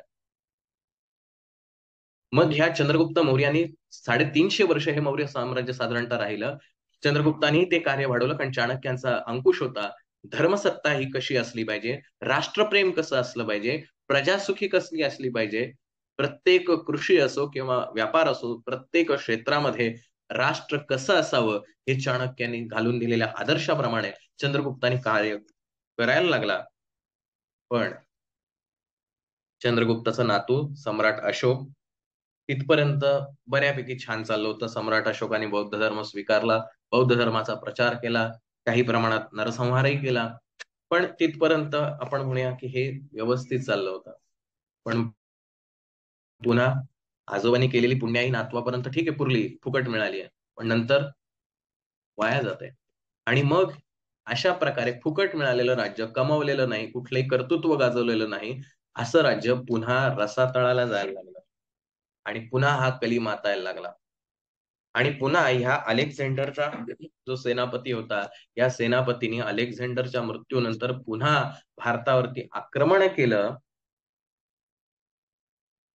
आपण पुढच्या श्लोकावर जाऊया आणि मग ह्याचा संदर्भ बघूया. पहा कैसे दैव विचित्र, आर्यावरती आर्यपुत्र, वैभवहीन झाली अपार, दारिद्र्य दुःख भोगिती. कोण हे आर्य? भगवंतानी स्वतः सांगितलं कृण्वन्तो विश्वम आर्यम, हे संपूर्ण विश्व आर्य करायचं आहे. कोण हे आर्य? इंग्रज इतके महाचतुर प्राणी होते कारण त्यांना सत्ता स्थापन करायची होती समाजावरती. अशा प्रकारे त्यांनी काय म्हणूया गारुड पेरण्याचा प्रयत्न केला की हे आर्य हे भारताचे मूळ रहिवासी नाहीत, हे आर्य म्हणजे बाहेरून आलेले आणि भारताच्या मूळ रहिवास्यांवरती त्यांनी आक्रमण करून भारत देश काबीज केला, ते आर्य. म्हणून आपल्याला भारतीय इतिहासामध्ये आर्य आणि अनार्य असे 2 शब्द आढळून येतात जे मुद्दामून पेरले गेलेले आहेत. मूलतः आपण जर पाहिलं भारतीय इतिहासामध्ये हा आर्य शब्द अगदी पुरातन कालापासून आहे. अगदी ऋग्वेदामध्ये सुद्धा आर्य हा शब्द वापरलाय. हिंदू किंवा आत्ताच्या ज्या काही गोष्टी आहेत त्या कुठेही अस्तित्वात नव्हत्या. आर्य काय, हा आर्यच्या शब्दांचा अर्थ जर आपण थोडंसं डिक्शनरी काढून बघितली तर आर्य याला किंवा आपल्या वेदांनी आर्य म्हणजे काय सांगितलेलं आहे, आर्य म्हणजे सुसंस्कृत, ज्याला जगण्याची कसं जगावं हे कळतं, जो फक्त स्वतःपुरता जगत नाही, जो एक समाज म्हणून जगतो, एक राष्ट्र म्हणून जगतो आणि धर्म म्हणून जगतो, तो आर्य. ज्याचं अधिष्ठान जे आहे हे नैतिक आहे, मूल्यांवरती आधारलेलं असं ज्याचं अधिष्ठान आहे तो आर्य. आर्य म्हणजे कोणी विशिष्ट जमात नाही, कोणी विशिष्ट जात नाही, एखाद्या रंगरूपाचं किंवा एखाद्या लाईफस्टाईलनी राहणारा कोणीतरी वंश म्हणजे आर्य नाही. तर आर्य म्हणजे सप्तसिंधूंच्या खोऱ्यामध्ये राहणारा तो आर्य. ह्या सप्तसिंधूंमधल्या 2 प्रमुख नद्या ज्या आहेत, ज्याचा आपल्याला प्रत्येकाला माहिती आहे, एक म्हणजे सिंधू नदी आणि 2 म्हणजे सरस्वती नदी. गंगा सुद्धा नाही आहे सप्तनद्यांना. सप्तसिंधूंमध्ये गंगा ही नदी नाही, कारण गंगा ही पूर्वेकडे येते. तर ह्या उत्तरेकडच्या भागात, कारण इराण सारखा जो प्रांत आहे, इकडे हा कलीचा उगम आहे. इस्लाम धर्म जो आहे किंवा आणि ह्या म्लेच्छांना आक्रमण करून संपूर्ण विश्वावरती आपली हुकूमत गाजवायची होती, कारण तो कलीचा स्वभाव आहे. की कसे सगळे हे म्लेच्छ होतील. म्लेच्छ याचा अर्थ मुसलमान थोडक्यात, पण इस्लाम हा भाग जो आहे हा पुराण इतिहासामधला आपला आहे. इसवी सन पूर्व म्हणजे इसवी सन 326 चाणक्यानंतरचा. आणि हे सातत्याने प्रयत्न चालू आहेत की कसं आपल्याला यांच्यावरती आक्रमण करावं लागेल. मग हा जो चंद्रगुप्त मौर्याचा वंश संपल्यानंतर हा पुन्हा पुन्हा प्रयत्न, पण आपले राजे जे आहेत त्यावेळेला सातवाहन राजे होते, म्हणजे शौर्य जे आहेत ते आहेत, विविध राज्य जे आहेत ही भारतामध्ये होती. पण वडिलांनी कर्तृत्व गाजवलंय आणि राज्य मिळवलंय, वाढवलंय. ते आपसूक मुलाकडे आलं. मुलाला सहज मिळाल्यानंतर त्याचं फारसं गळमीत राहत नाही. कमी कर्तृत्व गाजवतो आणि ते जेव्हा नातवापर्यंत जातं तेव्हा त्यातलं सगळंच, मग आपल्या आजोबाला काय उद्योग होते, उगाच आपलं लढाई करत बसले, मस्त आयुष करायचे, असं वाटावं इतपत नातवाची मानसिक अवस्था होते. आणि अशातनं ही जी राज्य जी आहेत ती हळूहळू पोखरायला लागली. आणि मग जशी वंशावळ वाढते आपल्याला माहिती आहे, पूर्वीच्या राजांमध्ये हळूहळू पाडायला लागलं, की सत्ता मला हवी आहे, त्यासाठी काय करता येईल. मग आता ही सत्ता जी आहे, ही सत्ता मिळवण्यासाठी ह्या लेंछांना आमंत्रित करण्यात आलं, की तुम्ही या, आम्ही तुम्हाला पूर्ण सपोर्ट करतो, पण ह्याला हारवा. असं करून हे जे आर्य जे आहेत, हे जे सप्त सिंधूंमध्ये राहणारे, आपल्या सर्वांना माहिती आहे भारत हा अतिशय समृद्ध, पैशांनी सुद्धा समृद्ध, जिथे सोन्याचा धूर निघायचा असा देश, आर्यावर्ती आर्यपुत्र, अतिशय वैभवशाली जीवन जगणार आहे, की ज्याच्या गरीबातल्या गरीब माणसाकडे सुद्धा सोनं असायचं, असा भारत देश, विचारांनी समृद्ध होता, जिथे रामासारखा राजा किंवा राजपुत्र जन्माला येतो, की जो वडिलांसाठी राज्यपद सुद्धा त्याग करतो, ही त्यागाची शिकवण देणारी आमची आर्य संस्कृती आहे. भावासाठी स्वतःचं ऐश्वर्य त्याग करणारा तो लक्ष्मण, ही आमची संस्कृती आहे. स्त्रीचं रक्षण करावं, स्त्रीचा आदर करावा, ही आमची आर्य संस्कृती आहे. पण स्वतःच्या स्वार्थासाठी आम्ही वाटेल त्या स्तराला जाऊन ती सत्ता, तो पैसा काबीज करण्याचा प्रयत्न करायला लागलो. आणि अशामध्ये हे भारताचं, आर्यांचं वैभव जे आहे, हे आर्य बाहेरनं आलेले नाहीत. हे इंग्रजांनी मुद्दामून पेरून आपल्या मधामध्ये संभ्रम तयार केले. कारण डिवाइड अँड रूल, फोडा आणि राज्य करा, ही इंग्रजांची नीती होती. ही मुद्दामून लोकांमध्ये भांडणं लावून द्यायची आणि मग त्याचा फायदा स्वतः उचलायचा आणि त्याच्यावरून राज्य करायचं. त्यामुळे हे आर्य आणि अनार्य असा वाद घालून दिला आणि एकमेकांमध्ये भांडणं लावून दिली. पण आर्य म्हणजे हे मूळ भारतीय रहिवासी किंवा ह्या सप्तसिंधूंच्या मध्ये राहणारे, जे नैतिक दृष्ट्या ज्यांचं अधिष्ठान अतिशय पक्क आहे, जे भागवतासारखे, रामासारखं आदर्श मानणारं हे आर्य आहे. ही संस्कृती आपली आहे. पण आर्यावरती आर्यपुत्र वैभवहीन झाले अपार. का झालेत वैभवहीन? काय काय झालंय या गोष्टींमध्ये? इस्लामाच्या प्रचारासाठी साधारणतः इसवी सन 650 ते इसवी सन 720 पर्यंत भारतावरती जवळपास 15 आक्रमणं झाली या म्लेंछ जातीची. कली कुठे काम करतोय? वरती जे म्हणले कलीचा प्रताप वाढला, हा कली म्हणजे काय अदृश्य शक्ती नाहीये. ही जी शक्ती ह्या म्लेंछ जातींमधनं आक्रमण आपल्या आर्य संस्कृतीवर करायला लागली. तर ह्या 650 ते 725 इसवी सनाच्या कालावधीमध्ये 15 आक्रमण झाली, ज्यातली 14 आक्रमणांमध्ये भारताने त्यांना परतावून लावलेलं आहे. त्यांना हिमालयाच्या पलीकडे आतमध्ये येऊन सुद्धा दिलं नाही. त्या सिंधू नदीला पार सुद्धा त्यांना करता आलं नाही. पण फितुरी हा भारताला लागलेला शाप आहे. आणि 15व्या लढाईमध्ये आपल्याच एका माणसाने या 15व्या आक्रमणाचा जो लीडर होता, नेतृत्व करणारा होता, मोहम्मद बिन कासिम, याला सांगितलं, तू एक काम कर, तू ये इकडं आक्रमण करायला, मी माझी ताकद तुला देतो, मी फितुरी करतो, सगळे मार्ग तुला सांगतो, तू या राजाला हरव. आणि त्या 15व्या लढाईमध्ये सर्वात पहिल्यांदा भारताच्या इतिहासामध्ये सिंधू नदी ओलांडून सिंध प्रांत कब्जा करणारा हा मोहम्मद बिन कासिम, आणि अशा प्रकारे कलीचा प्रवेश आर्य संस्कृतीमध्ये अर्थात भारतामध्ये झाला फितुरीमुळे. का तर मला सत्ता हवी आहे, मग मी शत्रूची मदत घेऊन माझ्या शत्रूला नामोहरम करीन, ही वृत्ती. आणि हा मोहम्मद बिन कासिम इतका क्रूर, इतका अत्याचारी होता, इतक्या क्रूर पद्धतीनं स्त्रियांवरती अत्याचार केलेत, लहान मुलांवरती अत्याचार केलेत, इतक्या क्रूर पद्धतीनं या मोहम्मद बिन कासिमनं त्याच्या धर्माचा प्रचार करण्यास भारतामध्ये सुरुवात केली. याच्या पुढे हे साधारणतः झाले 730 या कालावधीमध्ये. हळूहळू हे प्रमाण वाढत चाललंय. मग एक एक राजा जो आहे त्याच्यावरती ते आक्रमण करायचं, पण प्रत्येक राजा भारतीय राजे जे होते ते अत्यंत धर्मासाठी तितकेच कट्टर होते.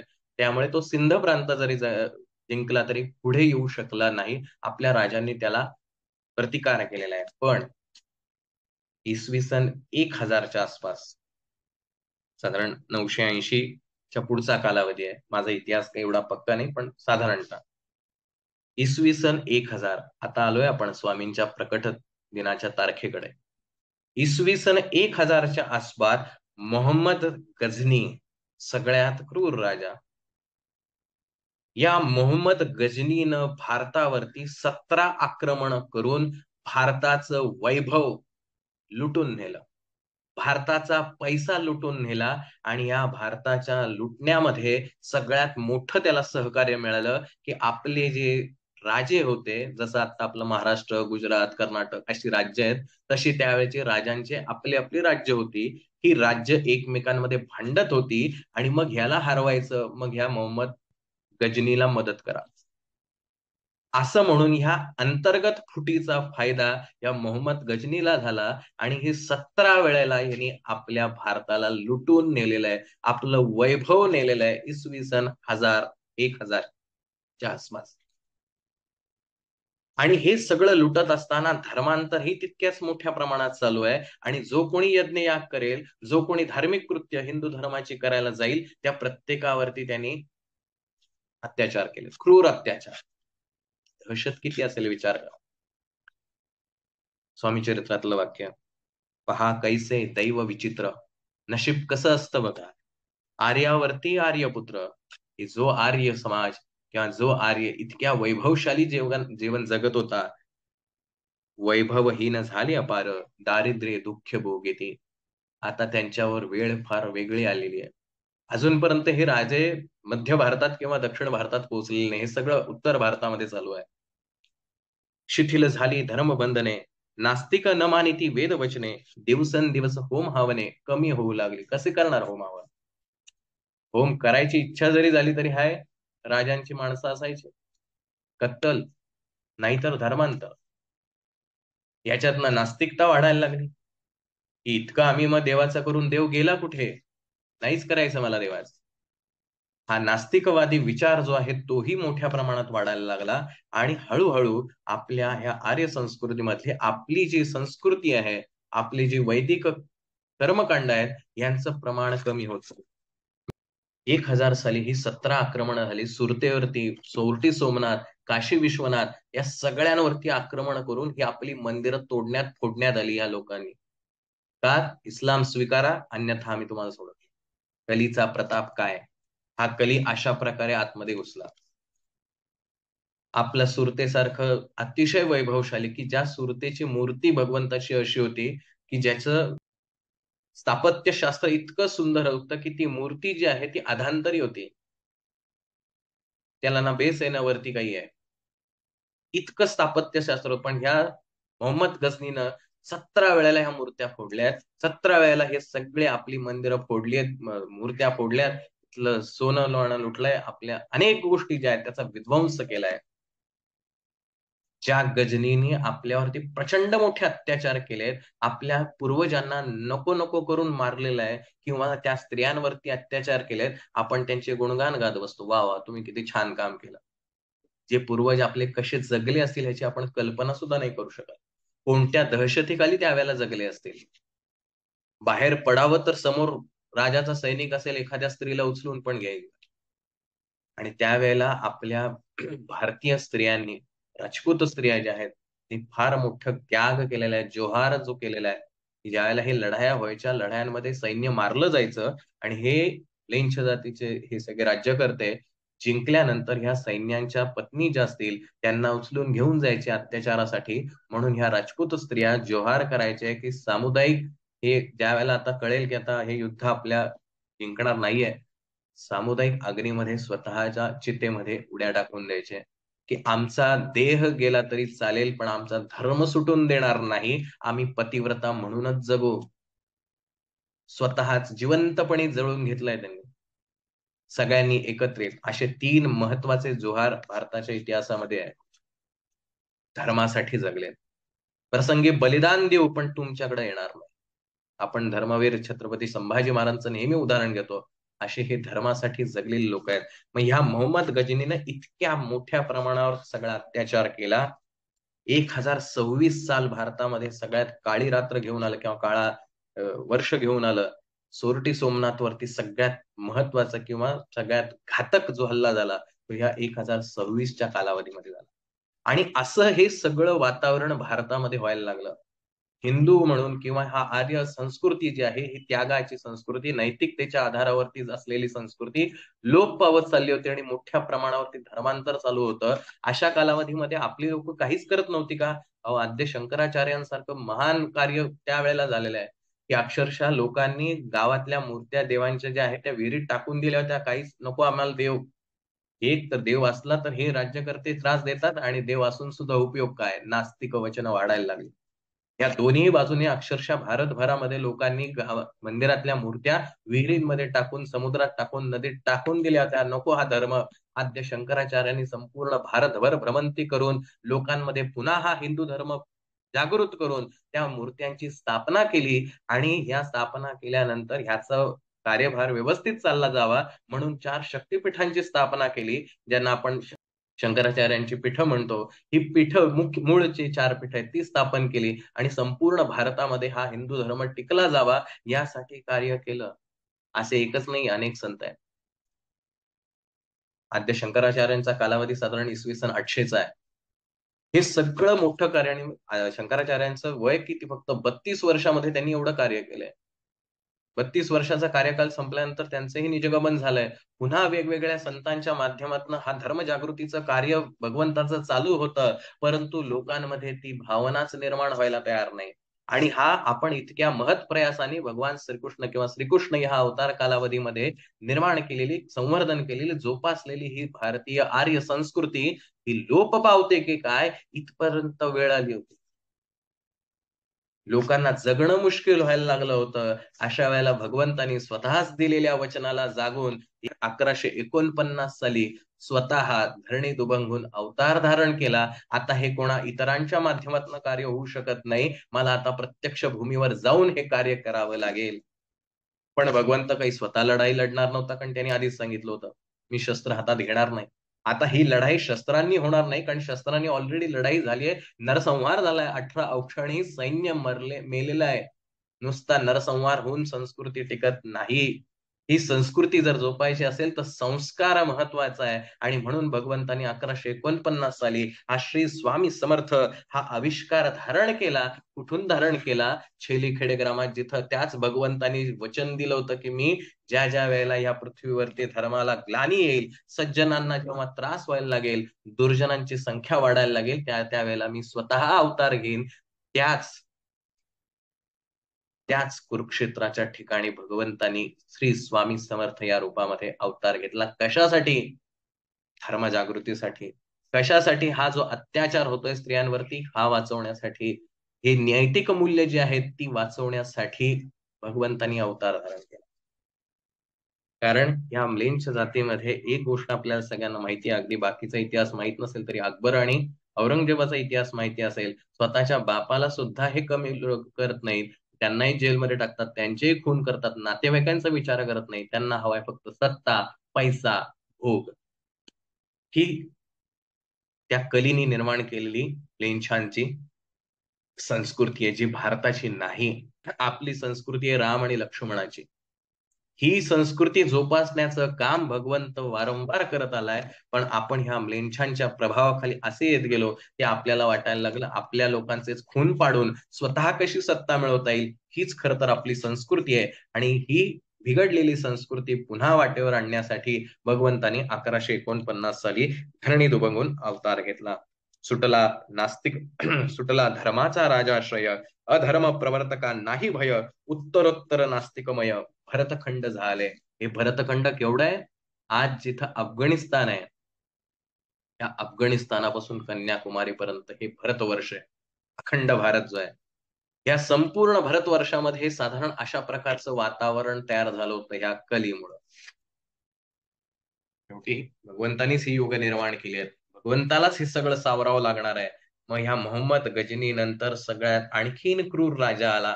1149 महाराजांचं अवतरीकरण झालंय. आता आपण जाणार आहोत श्रीपाद श्री वल्लभ अवताराकडे, की का महाराजांनी त्या वेशामध्ये अवतार धारण केला आणि त्यावेळेला काय कार्य केलं.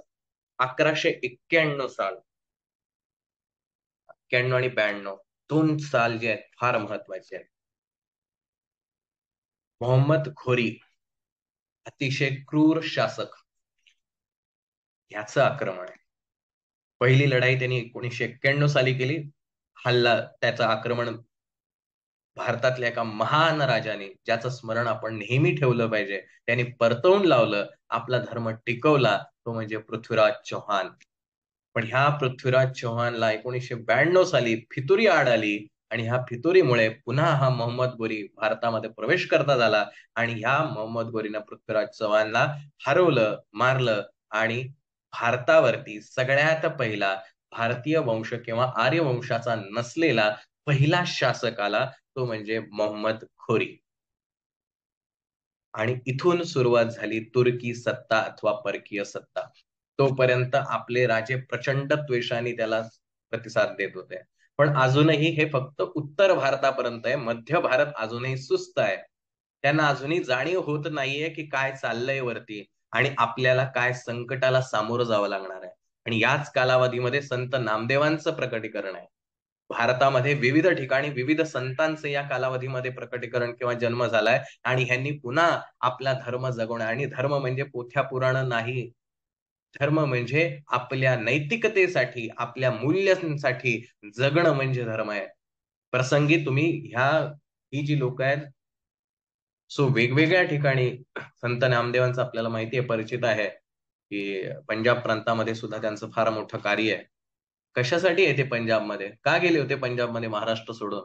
कारण परकीय आक्रमण होत आहे, तिथल्या स्थानिकांना जागृत करणं गरजेचं आहे, की तुम्ही जर असेच झोपून राहिलात तर तुमच्यावरती हे पुढे ओढवणार आहे. म्हणून हे संत महाराजांनी आविष्कार धारण केल्यानंतर विविध रूपाने महाराजांनी हे धर्मजागृतीचं माणसाला जागवण्याचं काम सुरुवात केलं.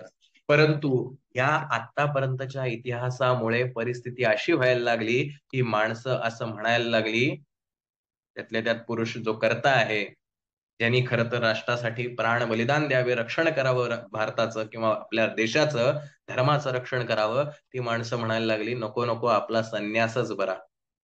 हे सगळं सोडून जावं, काय ठेवलं या प्रपंचामध्ये, नको आपला संन्यास घ्यावा, हिमालयात जावं, कुठेतरी एकांतात जावं आणि मग आपण जगावं, अशी एक वेगळ्याच विचारांची अ, संस्कृती जी आहे ती भारतामध्ये बोळवायला लागली.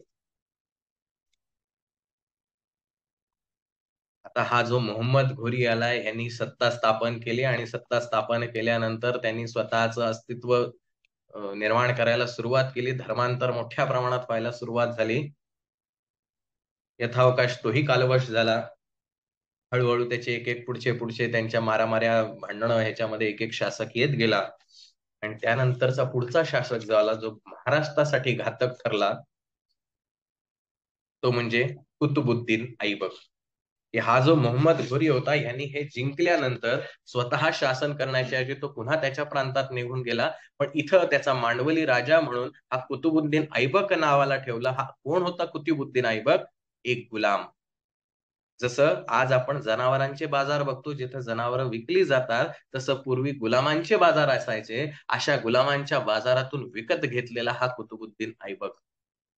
या कुतुबुद्दीन ऐबकाला दिल्लीमध्येच ठेवलं आणि त्याला सांगितलं, तू मांडवली राजा आहेस किंवा मांडवली शासक आहेस, मी सांगेल तसं तुला काम करायचंय. आणि तो गुलाम आहे, त्यामुळे त्यांनी त्या प्रकारे करायला सुरुवात केली. पण जसाही मोहम्मद घोरीचा मृत्यू झाला, त्याच्यानंतर ह्यांनी स्वतःला शासक म्हणून सांगायला सुरुवात केली आणि स्वतःची पद्धती भारतामध्ये रुजवायला सुरुवात केली. आणि हा भारतामधील पहिला गुलाम वंश ज्यांनी भारतावरती सत्ता केली.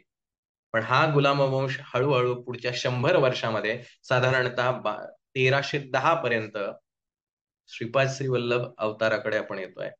1310 पर्यंत हा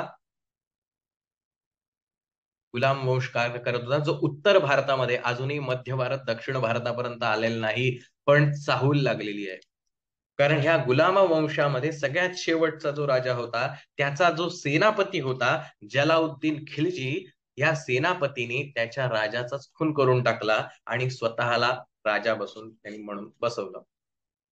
आणि इथून गुलाम वंशाचा शेवट झाला आणि खिलजी वंशाचा शासक सुरू झालं. आणि हा जलाउद्दीन खिलजी मध्ये त्याचाच पुढचा वंशज 1296 ते 1316 या कालावधीमध्ये, साधारणतः 20 वर्षामध्ये ज्यांनी शासन केलं, असा सगळ्यात क्रूर अल्लाउद्दीन खिलजी. आणि या अल्लाउद्दीन खिलजीमुळे महाराष्ट्र पेटला, महाराष्ट्र पारतंत्र्यात गेला. कारण या अल्लाउद्दीन खिलजीने आपल्या राज्याचा विस्तार करायचा आहे, म्हणून आता उत्तर भारतातून महाराष्ट्रामध्ये त्यांनी प्रवेश केलाय. आणि महाराष्ट्रामध्ये त्यावेळेला यादव साम्राज्य होतं. राजा रामदेवराय यादव हा त्यावेळेला यादव साम्राज्याचा शासक. आणि तो मस्त निवांत, कारण फुकटात मिळालेलं राज्य, त्यांनी स्वतः कर्तृत्व गाजवलं नव्हतं. पण ठीक आहे, तो परंपरेने आलेला, त्यामुळे मस्त सगळ्या ऐशोआरामात जगत होता, त्याला कल्पनाच नाही काय होतंय बाहेर. आणि अशा वेळेला श्री स्वामी समर्थ महाराजांनी 1149 ला अवतार धारण केलाय. भारत, चीन, सिंगापूर आपण जे म्हणतो हे सगळं आपलंच होतं, चीन नाही पण बाकी सगळं आपलं अखंड भारतामधलं. या सगळीकडे महाराज हे धर्मजागृतीचं कार्य करतायत. परंतु मगाशी जी सांगितलेली पार्श्वभूमी, लोक ह्या सगळ्यामुळे जे परेशान झाले किंवा त्यातनं जी चुकीची परंपरा निर्माण झाली आणि संन्यास धर्म स्वीकारून सगळं सोडून निघून जायला लागले, अशा लोकांना वठणीवर आणलं पाहिजे. म्हणून, कारण आता हा कली जो आहे हा आता फक्त सिंध प्रांत किंवा उत्तर भारतापुरता मर्यादित राहिलेला नाही, तो आता मध्य भारताकडे वळू पाहतोय. आणि महाराजांशिवाय हे कोण जाणू शकतं? जे द्रष्टे आहेत, पुढे काय घडणार आहे ह्याची ज्यांना कल्पना आहे, अशा श्री स्वामी समर्थ महाराजांनी श्रीपाद श्री वल्लभ नावानी पिठापूरला जन्म घेतला दक्षिण भारतामध्ये. कारण हे लोण आता दक्षिण भारताकडे येणार आहे, जे अजूनही धर्माचं आचरण करते, अजूनही जिथं हरिवंश आहे असं वातावरण अजून आहे, तिथल्या लोकांना आता आपण पेटवलं पाहिजे आणि ह्यांच्या विरुद्ध कार्य करायला लावलं पाहिजे. म्हणून तिथल्या समाजाला जागृत करण्यासाठी 1378 श्रीपाद श्री वल्लभ या नावाने पिठापूरला दक्षिण भारतामध्ये भगवंतानी अवतार घेतला. आणि पुढच्या कार्यकालावधीमध्ये स्वतः संन्यास धर्म स्वीकारला. पण संन्यास म्हणजे काय, आणि हे जे संन्यास फालतूचे घेऊन गेले होते, खोटा संन्यास घेऊन, त्यांना पुन्हा वठणीवर आणलं, पुन्हा प्रपंचात आणलं आणि धर्मासाठी, राष्ट्रासाठी जगायचं कसं हे शिकवलं आणि अध्यात्म शिकवलं. आपण फक्त त्यांचे चमत्कार पाहतो.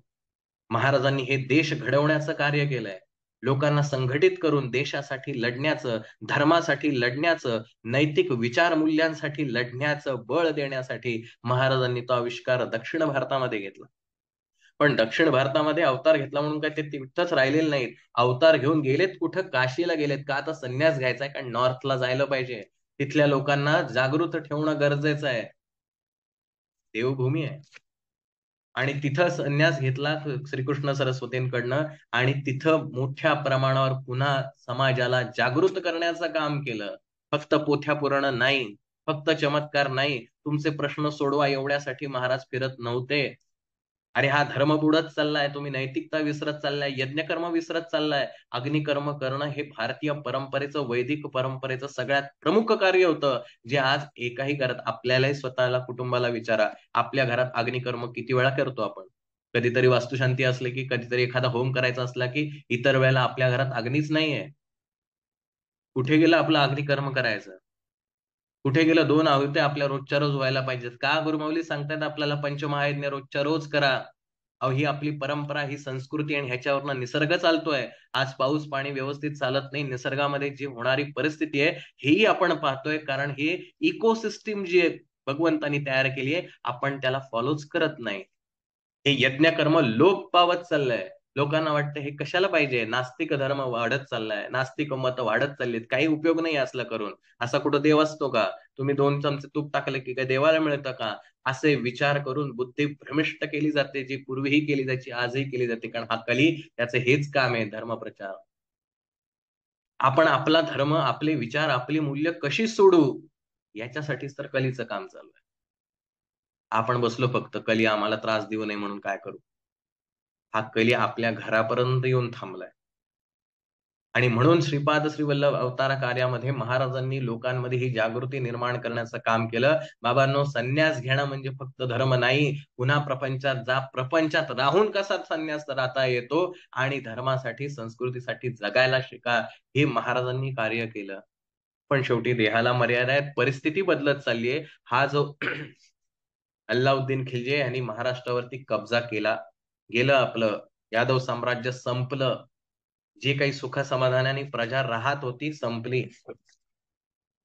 आणि पुढचे 300-350 वर्ष महाराष्ट्र गुलामगिरीत, प्रचंड अत्याचार, प्रचंड कन्व्हर्जन, प्रचंड मोठ्या प्रमाणात लूट, या सगळ्या गोष्टी महाराष्ट्र अक्षरशः भिकारी झाला असं म्हटलं तरी चालेल. सगळं लुटून नेलं या अल्लाउद्दीन खिल्जी. आपण बसलोय फक्त राम राम राम राम करत. आम्हाला लढायचं नाही, आम्हाला कोणाशीही वैर घ्यायचं नाही, आमच्या बायका उचलून नेला तरी आम्ही षंडासारखे शांत बसणार आहोत, अशी प्रवृत्ती भारतामध्ये 300 वर्ष चालू होती. श्रीपाद श्रीवल्लभांचं कार्य चालू आहे, पण देहाच्या मर्यादेमुळे त्यांना त्यांचा अवतार थांबवावा लागला. आता हे कार्य कारण दक्षिणेपर्यंत आलेलं आहे. हा जो कली आहे, हा जो म्लेंछ आहे, हा दक्षिणेपर्यंत येऊन थांबलाय. तो कधी त्या खालच्या तामिळनाडू, कर्नाटक या सगळ्या प्रांतांकडे जाईल हे सांगता येणार नाही. आता कार्य वाढवलं पाहिजे. महाराजांनी अवतार बदलला आणि आपल्या श्री नृसिंह सरस्वती महाराष्ट्रामध्ये महाराजांनी जन्म घेतला. आणि अर्थात आपल्याला सगळ्यांना माहिती आहे नरसिंह सरस्वती महाराजांचं कारंजा नगरी हे गाव, जन्म का महाराष्ट्रात आले, का साऊथला गेले, त्यावेळची परिस्थिती काय होती आणि म्हणून त्या वेळेनुसार महाराजांना जन्म घ्यावा लागला. महाराष्ट्रात जन्म घेतला. महाराष्ट्रातल्या लोकांना घडवत घडवत आता हे महाराष्ट्रातलं गुलामगिरी सुरू झालेली आहे. इसवी सन 1528 आपण महाराजांचा जन्मकाळ सांगतो, त्या अगोदरच आहे. 1400च्या आसपास काहीतरी महाराजांचा जन्मकाळ आहे. महाराष्ट्रात जन्म घेऊन महाराष्ट्रातल्या जनतेला, कारण आता गुलामगिरीत गेले आहे, संपलं यादव साम्राज्य. जोपर्यंत यादव साम्राज्य होतं, थोडीफार संस्कृती होती, लोक सगळे कर्मकांड करायचे, तोपर्यंत महाराज दक्षिणेकडे जात होते, कारण दक्षिणेकडनं तिथे तिथपर्यंत तिथलं लोण वाढत जाता कामा नये. पण जसंही महाराष्ट्र गुलामगिरीत गेला, महाराजांनी महाराष्ट्रात अवतार धारण केला, महाराष्ट्रात भ्रमंती केली आणि संपूर्ण महाराष्ट्र पिंजून काढून महाराज आलेत कुठे बघा, विचार करा, विदर्भापासून आलेत ते गाणगापूर, दक्षिणेकडच्या भागाला महाराष्ट्राच्या. संपूर्ण महाराष्ट्र पिंजून काढून त्या गाणगापूर ठिकाणी राहून महाराजांनी लोकांना कामाला लावलंय, की तू माझ्या इथं बसून नुसतं हरिहरी करत बसू नको, तू तुझ्या ठिकाणी जा, तिथल्या लोकांमध्ये हा धर्म पेटो, की फक्त पोथ्या पुराण वाचणं म्हणजे धर्म नाही. आज आपल्या मराठी भाषेची गळचेपी होत चालली. आज प्रत्येक ठिकाणी आपण हिंदी हिंदी हिंदी बोलत चाललोय. हे जगवणं हा सुद्धा महाराजांचाच कार्याचा भाग आहे, जो आपण खरं तर करायला पाहिजे. आपल्याला वाटतं फक्त चरित्र वाचलं, जपमाळ केलं म्हणजे आम्ही महाराजांचं कार्य केलं. अहो, तेवढंच करण्यासाठी महाराज जर आले असते तर महाराजांनी सगळ्यांना सांगितलं असतं, तुम्ही फक्त पोथ्या वाचा, बाकीचं जाऊन देतो, कली कुठे गेला तरी चालेल. नाही हो, हा आपल्या संस्कृतीचा जरी भाग असला जपजाप्य करणं, परंतु ही संस्कृतीच टिकायला पाहिजे. ही जर असंच आक्रमण होत राहिलं, तुम्ही कुठल्या वाचणार हो पोथ्या पुराण? नाही होणार. तुमची भाषाच टिकली नाही, तुम्ही पुढे कुठे जाणार आहे? नाही जाणार. आपल्याला महाराज समजून घ्यायचे आहेत. सुट नाना विद्या आणि कला असता लागी गेल्या सगळा, ऐहिक भोगेच्छा बळावल्या, तेने सुटला परमार्थ. आपल्या भारतामध्ये इतक्या परंपरा, इतक्या कला, विविध कला, ज्या आजही इतकी टेक्नॉलॉजी प्रगत होऊन सुद्धा आपल्याला जमू शकत नाही, अशा कितीतरी कला आपल्या भारतामध्ये होत्या. त्याचं प्रशिक्षण, शिक्षण हे भारतामधून संपूर्ण विश्वाला दिलं जायचं. ह्या म्लेच्छांच्या आक्रमणामध्ये हे सगळं लोप पावत चाललं. लोकांनी आपली ग्रंथसंपदा, आपली टेक्नॉलॉजी दडवून टाकायला सुरुवात केली, कारण ही जर ह्यांच्या हाती लागली तर हे याचं काय करतील याचा काही नेम नाही. ते पूर्वीच्या काळी जेव्हा पोथ्या असायच्या, तर त्याच्या पोथ्यांमध्ये प्रत्येक अध्यायाच्या शेवटी लिहिलं जायचं की ह्या पोथ्या तेलांपासून वाचवा, कारण घरात तेल असायचं, वापरलं जायचं. त्याचे हात जर लागले, हस्तलिखित प्रत आहे, तर हे जर नामशेष झालं तर पुढच्या पिढीपर्यंत ज्ञान जाणार कसं? त्या पोथ्या ह्या मार्गदर्शक होत्या. समाज कसा न्यायचा पुढे, समाजात कसं न्याय असलं पाहिजे, नैतिक मूल्य काय, ही या धर्मग्रंथांमध्ये सांगितली होती. ती फक्त पुराण ग्रंथ नाहीत. ती दिशादर्शक आहेत, ती जीवन कसं जगावं हे सांगणारे ग्रंथ आहेत. आम्ही फक्त पारायण पारायण पारायण ह्या पलीकडे कधीच विचार केला नाही. महाराजांनी त्याच्यासाठीच अवतार घेतला. बाबांनो, ते नुसतं पारायणासाठी नाहीये, त्यातनं शिकण्यासाठी आहे आणि देश घडवण्यासाठी आहे. जो व्यक्ती आधी मी, माझं कुटुंब, मग माझं धर्म, मग माझं राष्ट्र, असा जो विचार करतो तो त्या म्लेच्छ जातीच्या विचाराचा आहे. आणि अशा व्यक्तीचं राज्य कधीच टिकू शकत नाही. पण जो म्हणतो आधी राष्ट्र, मग धर्म, मग माझं कुटुंब, मग उरलो तर मी आणि माझ्या इच्छा, तेच राष्ट्र नेहमी विकासाकडे जातं. आणि जे पूर्वी आर्यांमध्ये आपल्याकडे ही विचारधारा नेहमी असायची, आधी देश, मग धर्म, मग कुटुंब, मग मी. आता नेमकं उलटं झालंय, कारण ही आक्रमणांनी आपल्याला आपली संस्कृती पूर्ण विसरायला भाग पडली. आधी तू बघ, तुला सगळं मिळायला पाहिजे, मग तुझं कुटुंब बघ, मग उरलास तर तुझा धर्म बघ, आणि जर झालं जमलं तर तुझ्याकडे राष्ट्राकडे बघ. कारण हे असंच केल्यामुळे आम्हाला राष्ट्र कब्जा करायला सोपं जाणार आहे. आणि ह्या शासकांनी इतका क्रूर अत्याचार आपल्या केलाय. 350 वर्ष महाराष्ट्र इतका होरपळून निघालाय आणि पुन्हा तोच भगवंत कृपांकित झालाय. छत्रपती शिवाजी महाराजांसारखा महान राजा, ज्याचा महाराष्ट्रामध्ये जन्म झाला.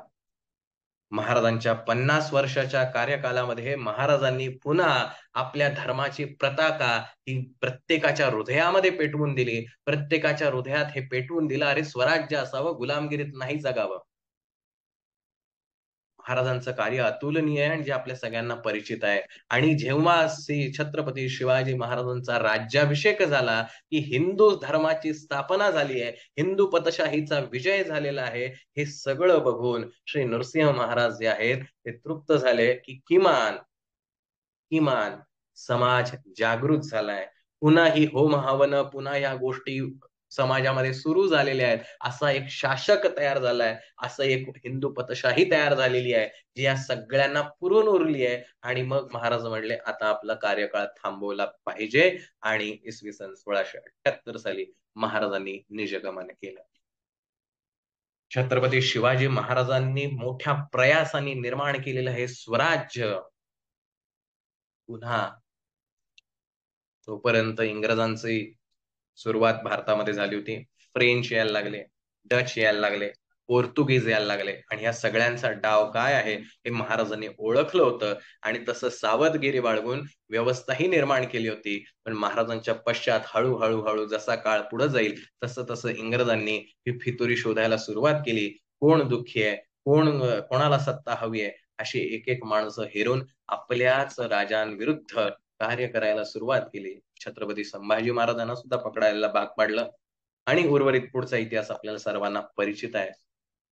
पुढे पेशवे आले. पेशव्यांनी फार मोठ्या प्रयासाने अटकपर्यंत पुन्हा हा धर्म आपला पेटवला. पुन्हा हे स्वराज्य जे आहे, ही स्वराज्याची भावना, हे स्वराज्य म्हणजे फक्त एका राज्यापुरती गोष्ट नाहीये. स्वराज्य ही भावना होती, की स्वतःच राज्य, आपल्याला गुलामगिरीत नाही जगायचं. मला स्वतःला होम हवन करायचंय, पूजापाठ करायचंय, करता यायला पाहिजे. या परकीय राजसत्तेमध्ये मला ते करता येत नव्हतं. म्हणून त्यांच्याशी लढण्यासाठी महाराजांनी गरीब मुलांची, शेतकऱ्यांची, सगळ्यांची मुलं एकत्रित केली आणि ह्यांच्या विरुद्ध लढायला महाराजांनी त्यांना प्रवृत्त केलं. का? तर स्वतःचं राज्य, स्वराज्य पाहिजे. आपला धर्म आपल्याला जगता यायला पाहिजे आपल्या पद्धतीनं. आणि इसवी सन 1818 साली साधारणतः शेवटची पानिपतची लढाई झाली आणि पेशवाई संपली. पुन्हा हे इंग्रजांनी आपलं स्थान जे आहे ते बळकावायला सुरुवात केली. आणि थोडा थोडा राज्य करा ही नीती अवलंबायला सुरुवात केली. आणि हळूहळू प्रत्येक ठिकाणी स्वतःचं आपापलं शासन सुरुवात केली. आणि हे प्रमाण इतक्या मोठ्या प्रमाणात वाढायला सुरुवात झाली, की आता ह्याचा लोकांना त्रास होऊन त्याच्या विरुद्ध आवाज उठवावा इतका उद्रेक होण्याची वेळ आली. परंतु नेतृत्व नाही.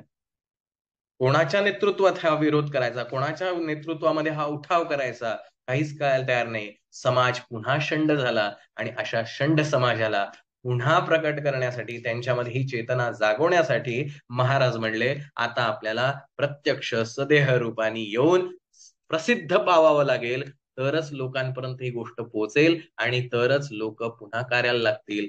म्हणून 1856 साली महाराज प्रसिद्ध झाले. म्हणजे लोकांना कळायला लागेल, की अरे असं कोणतरी आहे.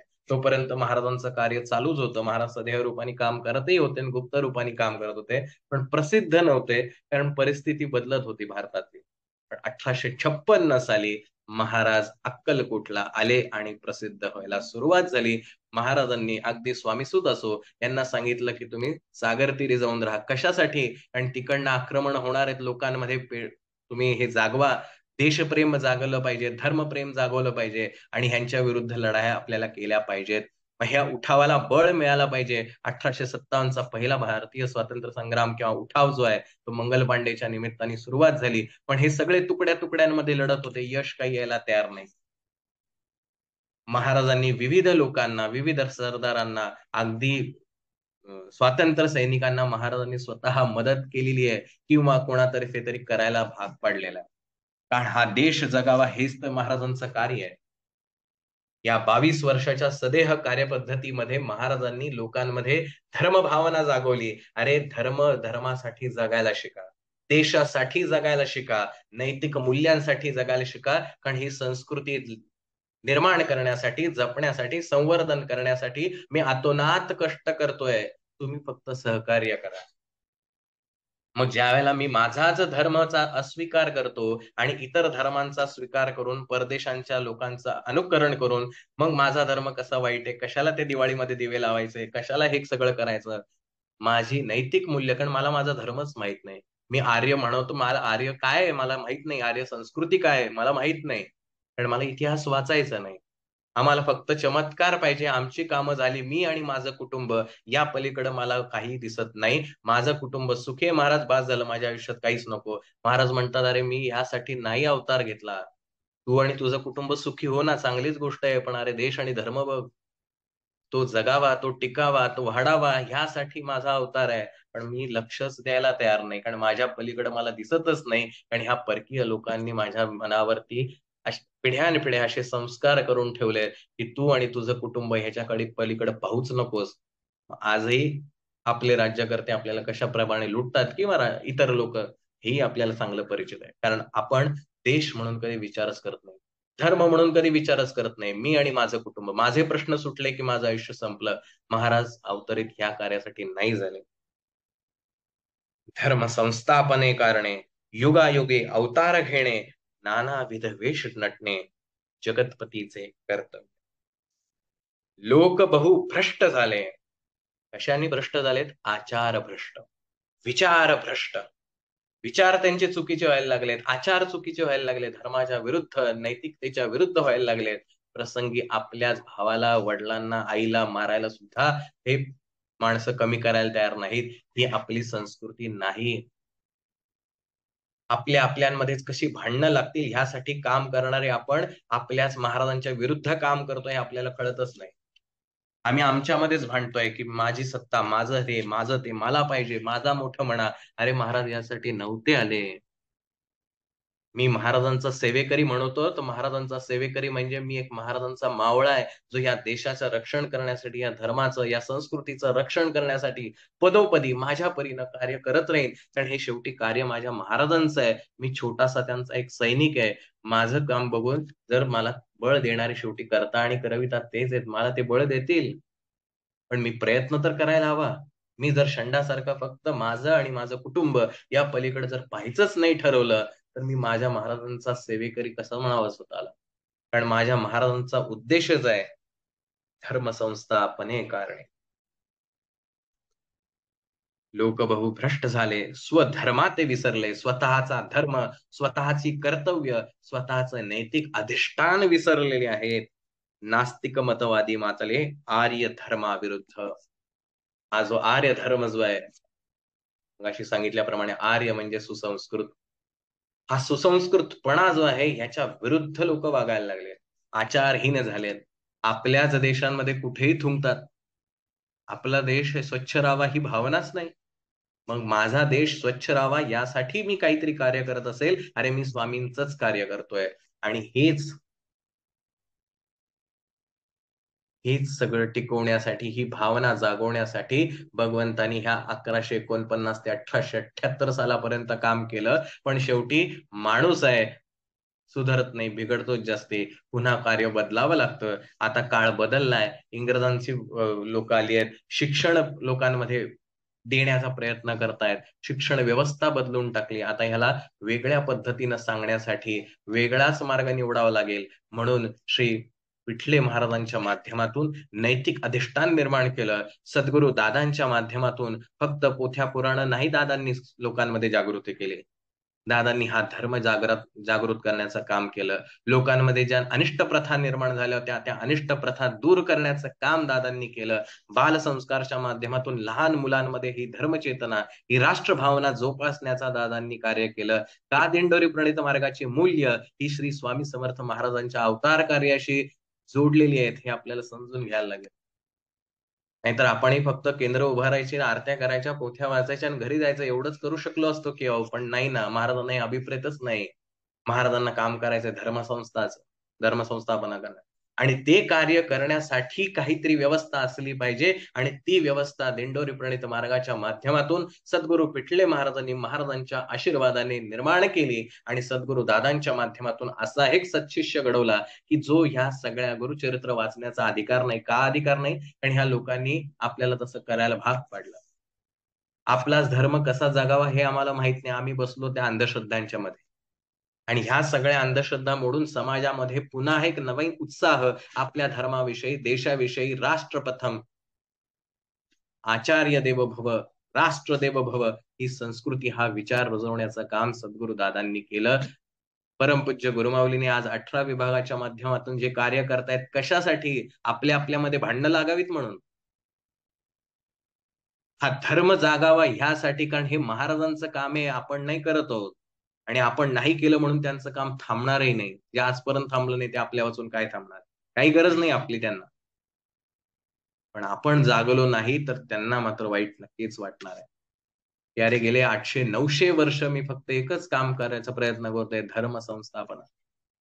नैतिक मूल्यांचा अधिष्ठान प्रत्येक व्यक्तीमध्ये रुजावं, संपूर्ण भारतवर्षामध्ये ही आर्य संस्कृती वाढावी, ही नैतिकता वाढावी, यासाठी आम्ही भागवत वाचतो का? तर आम्हाला पुण्य मिळायला पाहिजे. आमच्या भागवतामध्ये आमच्या भारताचा इतिहास जो सांगितलेला आहे तो आम्हाला वाचायचा वाटत नाही. ज्या प्रभू रामचंद्राचं रामायण आम्ही वाचतो, त्या रामायणामधले नैतिक विचार आम्हाला जगावेसे वाटत नाहीत. आम्हाला पाहिजे पुण्य.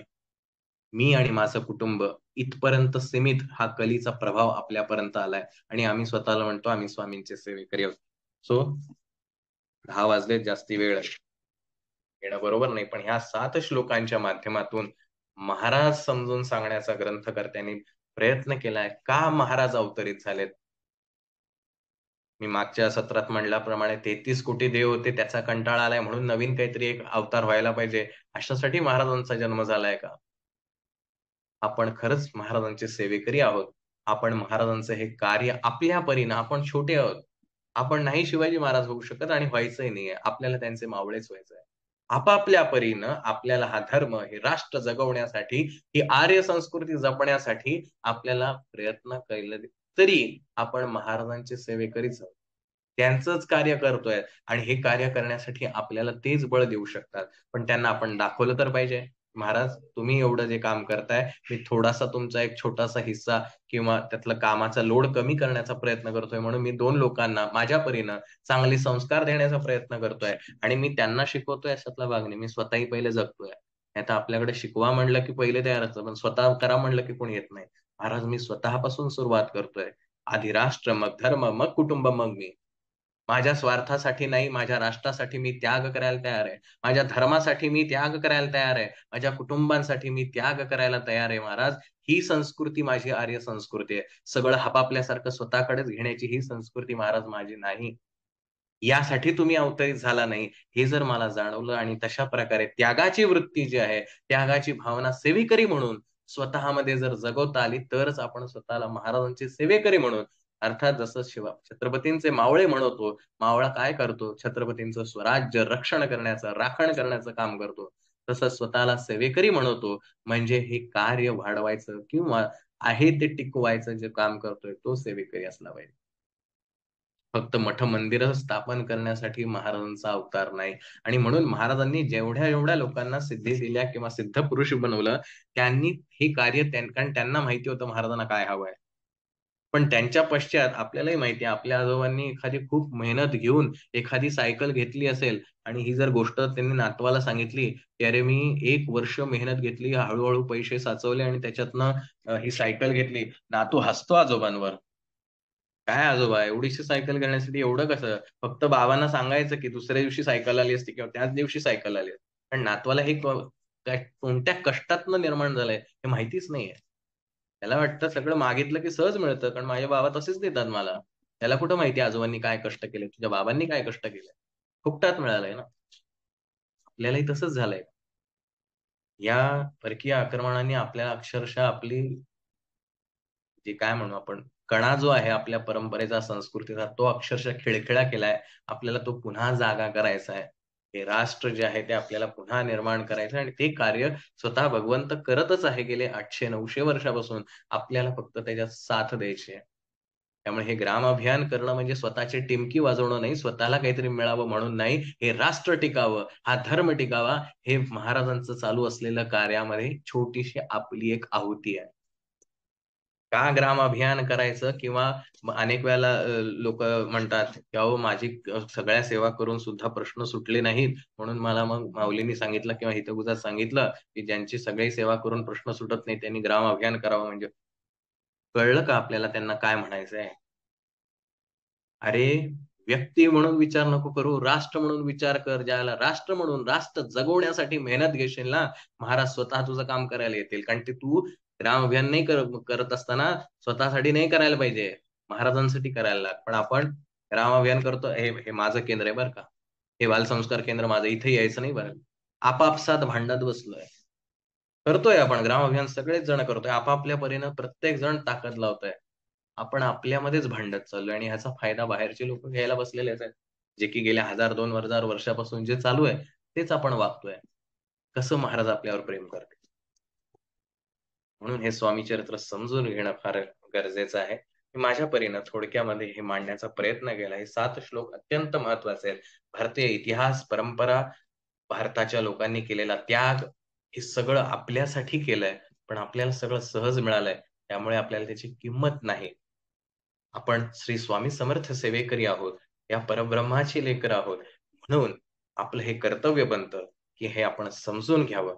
याच्यामध्ये जेवढं आपल्याला योगदान देता येईल, तेवढं आपण करावं. अगदी प्रत्येक घरामध्ये हा अग्निहोत्राचा जो भाग आहे किंवा अगदी देवयज्ञाचा जो भाग आहे, हा प्रत्येक घरामध्ये कसा होईल, हा जरी आपण प्रयत्न का, ते एक अग्नीची आहुती ही प्रत्येक घरात पडणं, ही सुद्धा माझी आर्य संस्कृती वाढवणं, टिकवण्याचाच भाग आहे.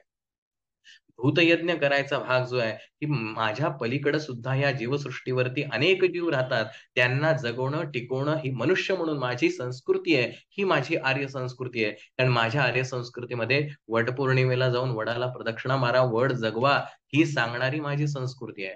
बैलपोळ्याच्या सणाच्या निमित्तानं बैलामध्ये सुद्धा तो परमात्मा आहे हो. त्याची पण पूजा करा, ही सांगणारी माझी संस्कृती आहे. प्रत्येक कणाकणामध्ये व्यापून उरलेला हा परमेश्वर आहे. गण गण गणात बोते सांगणारे गजानन महाराज सुद्धा आपल्याला तेच सांगून जातात. या प्रत्येक कणाकणातला परमेश्वर ओळखा. ही इकोसिस्टम जगली पाहिजे. फक्त मनुष्य जगला तर त्रासदायक होईल. उंदीरही जगला पाहिजे, सापही जगला पाहिजे, कीटकही जगले पाहिजेत, मासेही जगले पाहिजेत, जलप्राणीही जगले पाहिजेत. कारण ही इकोसिस्टम जगली तरच पृथ्वी टिकणार आहे. हे सुद्धा महाराजांचंच कार्य आहे. म्हणून आपल्या परीनं छोटंसं जेवढं जमेल तेवढं दिवसातनं एक जरी आपण ह्या धर्मासाठी, राष्ट्रासाठी काम करू शकलो, तरी आपण महाराजांचीच सेवा करतोय, हे कायम लक्षात ठेवावं. आणि हे करताना मनामध्ये एकच भाव ठेवावा, करता आणि करविता तूच एक स्वामीनाथा, माझ्या ठाई वार्ता मीपणाची नसायची. ही स्वामीचरित्र चिंतनिका ही स्वामींविषयी जाणून घेण्याची, स्वामी सेवेकरी घडण्याची आणि सद्गुरूंविषयी आपली निष्ठा, आपलं प्रेम, आपली भक्ती ही वृद्धिंगत करण्यासाठी केलेला एक प्रयत्न आहे. अर्थात तो मला जे अवगत झालं ते आपल्यापर्यंत मांडतोय. आपला अभ्यास कदाचित त्याहून जास्ती असू शकतो. आपला असलेला अभ्यास आपण इतरांपर्यंत जरूर पोहोचवावा. आपल्याला जे समजलं, जे कळलं ते इतरांना वाटणं हीच महाराजांची सेवा आहे. फक्त ते वाटत असताना माझं म्हणून वाटण्यापेक्षा जे गुरूंनी सांगितलं ते तसंच्या तसं मी तुला पोहोचवत आहे. त्याच्यामध्ये स्वतःचं ॲडिशन न घेता जर आपण हे कार्य करू शकलो, तर खऱ्या अर्थाने ही महाराजांची सेवाच आहे. आणि बऱ्याचदा असंही होतं, की अहो मला सेवा करायला वेळच मिळत नाही, कारण माझी कामं भरपूर आहेत. हे सगळं करणं म्हणजे सुद्धा स्वामींची सेवाच आहे. आपल्याला जेवढं करता येईल, आपल्याला प्रत्यक्ष लढाईत उतरता येत नाही, हरकत नाही. जे लढाईला जातायत त्यांना भूमिगत होऊन मदत करणं ही सुद्धा एक राष्ट्रसेवाच आहे. हे सुद्धा स्वातंत्र्य सेनानीचं कार्यच आहे. तसंच प्रत्यक्ष आपल्याला फील्डवर जाऊन नाही काम करता येत पण अशा प्रकारे आपल्या आजूबाजूच्या परिसरामध्ये जिथे-जिथे शक्य आहे, तिथे-तिथे आपण ह्या परीनं काम करणं, त्याग करावा लागेल. कोणाला तरी एकाला जमिनीत गाडून घ्यावं लागेल, तेव्हा ते कणीस उगवून आपल्याला अनेक रूपांनी ते पुन्हा देतं होईल. पण कोणाला तरी त्याग करावा लागेल. आजपर्यंत अनेकांनी आपल्यासाठी त्याग केला. आज आपल्याला ही संधी मिळाली आहे. आपल्याला ना प्राणाचा त्याग करायचा आहे, ना कशाचाच त्याग करायचा आहे. आपल्या दैनंदिन व्यवहारामध्ये हे सगळं छोट्या प्रकारे जरी काम करता आलं, तरी आपण हे महाराजांचं कार्य करण्यासारखंच आहे. म्हणून हे 7 श्लोक अत्यंत महत्त्वाचे ग्रंथकर्त्यांनी या पहिल्या अध्यायामध्ये सांगितले, की महाराज का अवतरित झालेले आहेत. महाराज फक्त चमत्कारासाठी नाहीत. चमत्कार एवढ्याचसाठी आहेत, की मनातला भक्तिभाव जागावा, पॉझिटिव्हनेस यावा आणि त्या सकारात्मक ऊर्जेने आपण राष्ट्रासाठी, धर्मासाठी आणि या संस्कृतीच्या रक्षणासाठी सदैव सज्ज राहू. एवढीच या आजच्या अध्यायाच्या समाप्तीच्या निमित्ताने हे सगळं सांगण्याचा प्रयत्न केला.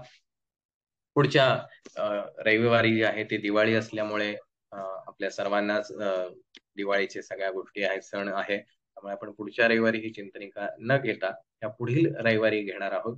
त्यामुळे आता 15 दिवसांनी आपली भेट होणार आहे. पण नक्की प्रयत्न करून बघा. सागरामध्ये या स्वामीचरित्राच्या चिंतनामध्ये किंवा स्वामीचरित्र वाचनामध्ये मीन होऊन जगता येईल का? मासा म्हणून आनंद घेऊन ते स्वामीचरित्र वाचता येईल का? खरंच माझे स्वामी मला समजून घेता येईल का? आणि एक उत्तम साधक, सेवेकरी आणि गुरूंशी निष्ठा असलेला प्रामाणिक भक्त आपल्याला होता येईल का? हा प्रयत्न आपला राहूया. आपल्या गुरूंशी प्रामाणिक राहूया.